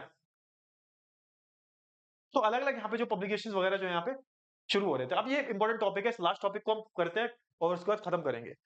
अब यहाँ पे क्या हुआ ना, जब सारी चीजें जब चल रही थी, प्रिंटिंग प्रेस बहुत ज्यादा पीक पे था इंडिया में, एक अलग ही रिवॉल्यूशन आ गया था। तो यहाँ पे देखने को मिलता है यहाँ पे सेंसरशिप। अच्छा, सेंसरशिप क्या होती है? सेंसरशिप का मतलब क्या होता है? कट लगा देना। क्या मतलब होता है सेंसरशिप का? कट लगा देना मतलब, यहाँ पे उस टाइम पे जो गवर्नर थे, उनका नाम था लॉर्ड लिट्टन। इन्होंने क्या किया था, इन्होंने सेंसरशिप जो है पास कर दी थी। सेंसरशिप की हम बात करें, अगर इसकी हम बात करें, सिंपल सा समझना है आपको कि 1878 में इन्होंने सेंसरशिप लगा दी थी, और लॉर्ड रिपन जो थे, इन्होंने सेंसरशिप हटा दी थी 1881 में। शायद एक बार चेक कर लेना, मैं उल्टा तो नहीं बोल रहा, बट सही बोल रहा हूँ। लॉर्ड लिट्टन ने हटाया था, लॉर्ड रिपन ने, दोनों के नाम बहुत कंफ्यूजिंग है, एक ने हटाया था, एक ने लगाया था। तो एक बार थोड़ा सा याद कर लेना है।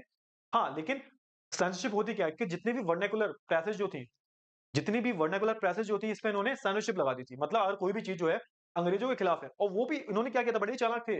इन्होंने जो वर्नाकुलर प्रेस जो है ना, यानी कि जो लोकल लैंग्वेजेस में छापी जाती हैं, उस पर ही इन्होंने बैन लगाया था। उस पे इन्होंने बैन लगाया था, इंग्लिश पे नहीं लगाया था इन्होंने, क्योंकि उस टाइम पे इंग्लिश तो लोग जाता इतना इतना ज्यादा जानते नहीं थे। और फाइनली इस बैन को हटाया किसने? तो लॉर्ड रिपन ने हटाया था 1881 में। यहाँ पे आप देखोगे 1820s में Calcutta Supreme Court pass certain regulation to control the press freedom.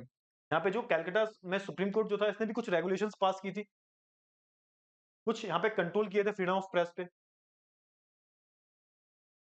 और यहाँ पे जो कंपनी थी ना, इसने कुछ ऐसे पब्लिकेशंस को जारी करना शुरू किया था जो ब्रिटिश रूल को सेलिब्रेट करती थी, ब्रिटिशर्स की जो है सराहना करती थी। और अब मैं अगर बात करूँ 1835 की, faced with urgent petitions by editors of English and vernacular newspapers, Governor General Bentinck agreed to revise press law। अब यहाँ पे जो जब यहाँ पे इन्होंने पिटीशन दायर की, किसने? जो एडिटर्स जो थे इंग्लिश प्रेस के, वर्नाकुलर न्यूज़पेपर्स के, तो यहाँ पे इन्होंने क्या किया, जो गवर्नर जनरल बेंटिक जो थे, इन्होंने कुछ जो नियम जो है वो रिवाइज भी करे। थॉमस मैकॉले की हम बात करें, थॉमस, इनका एजुकेशन सेक्टर में बहुत बड़ा रोल है, इनके बारे में कभी हम पढ़ेंगे। थॉमस मैकॉले का, जो एक आज एजुकेशन सिस्टम फॉलो कर रहे हैं ना, कई वर्षों तक इनका एजुकेशन सिस्टम फॉलो किया हमने। तो Thomas Macaulay, liberal colonial official, formulated a new rules that restored the earlier freedom. तो उन्होंने कुछ फॉर्मेशन किया, रिफॉर्म किया कुछ, जिसने जो है कहीं ना कहीं इनकी थोड़े बहुत, आप बोल सकते हो कुछ ना कुछ, आप बोलोगे ये कुछ रिफॉर्म किया इन्होंने। अब यहाँ पे देखो 1878 में वर्नाकुलर प्रेस एक्ट लागू हुआ, याद रखना है ना? और ये कहां से उठाया गया था? तो आयरिश प्रेस लॉ जो है ना, उससे उठाया गया था, which provide the government with the extensive right to censor quotes and editorial in the vernacular presses। और कुछ भी हमें ऐसा लगता है कि कुछ भी उनके आगे छापा जा रहा है तो उस पर बैन लगा दिया जाएगा। किसने किया वो मैंने बता दिया, है ना? यहाँ पे ये केसरी नाम का याद रखना, केसरी। तो 1707 में ना पंजाब में रिवॉल्यूशन हुआ था, तो उसके खिलाफ यहाँ पर इन्होंने एक एडिटोरियल लिखा था केसरी नाम का, और इन्होंने बहुत दुख जताया था जो भी हुआ था वहां पे। तो इनको पकड़ के सीधा जो है जेल में डाल दिया गया था, है ना? और इसी के साथ जो हमारा जो चैप्टर है ये फिनिश हो गया है। आई होप आपको सारी जो चीजें हैं वो क्लियर हो गई होंगी, है ना? तो ये प्रेस की बहुत ही हसीन हिस्ट्री रही है। आई होप आपको सारी जो चीजें हैं प्रेस से रिलेटेड ये बहुत अच्छे से जो है क्लियर हो गई होंगी। फटाफट से बता दीजिए, जल्दी से, जल्दी से बता दो फटाफट से। Sir joke about sir print culture का मोस्ट इंपोर्टेंट टॉपिक्स फिर से रिपीट कर दीजिए। बेटा प्रिंट कल्चर के जो इंपोर्टेंट टॉपिक्स हैं, सबसे पहले तो ये वाला एक क्वेश्चन जरूर आ सकता है। तो what is the role of print culture in French revolution, है ना? विमेन के बारे में थोड़ा सा देख लेना, जो विमेन की जो थिंकिंग है वो कैसे रीशेप होती है, इसके बारे में थोड़ा सा देख लेना। थोड़ा सा यहाँ पे बात कर लेना हिस्ट्री के बारे में, मतलब यहाँ पे जो कैसे प्रिंटिंग जो शुरू हुई चाइना के बारे में, और कैसे ये जापान में और पहुंची यहाँ पे, ये याद कर लेना। ये जो रिलीजियस रिफॉर्म हुए हैं यूरोप में, जो मार्टिन लूथर किंग के बारे में बात की है ना, इनके बारे में थोड़ा सा याद कर लेना, ये जो है जरूर आ सकता है। तो ये सारी जो चीजें आपको पढ़ के जानी है, क्लियर है ना? ये सारी जो चीजें आपको पढ़ के जानी है वहां पे।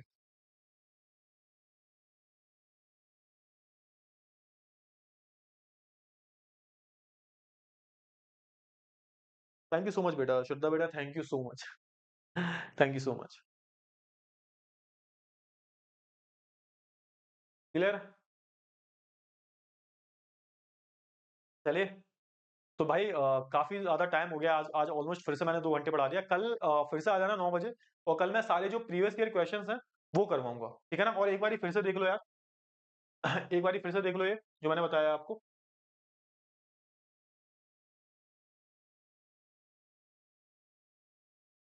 एक बार फिर से प्रमोशन कर देते हैं, इन केस अगर इफ यू आर इंटरेस्टेड, तो यहाँ पे थोड़ा सा हमारे जो अनअकैडमी प्लेटफॉर्म पर ये जो सेल चल रही है बेसिकली कोर्सेज की, इनकेस अगर कोई सीरियसली पढ़ना चाहता है, कोर्स लेके स्ट्रक्चर्ड वे में पढ़ना चाहता है, तो यहाँ पे डिस्काउंट चल रहा है फ्लैट 25% का, है ना? और इसमें आपको अलग अलग कोर्सेज भी मिल रहे हैं, 12 मंथ का सब्सक्रिप्शन मिल रहा है, 18 का भी मिल रहा है, 24 का मिल रहा है।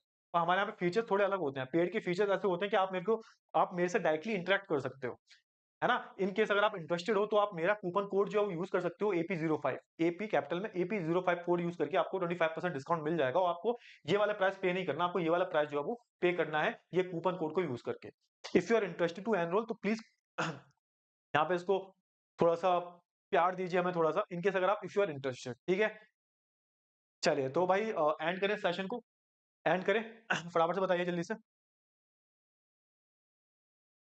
एक बार गुड बाय बोल दो यार।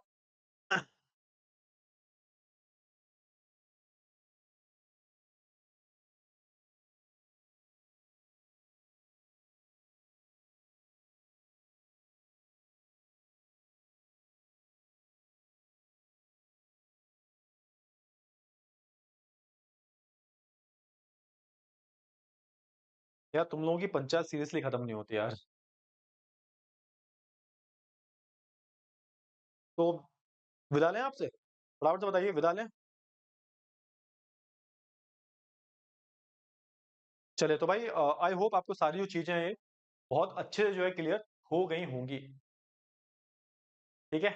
चलिए तो भाई अब हम मिलते हैं अगली क्लास में।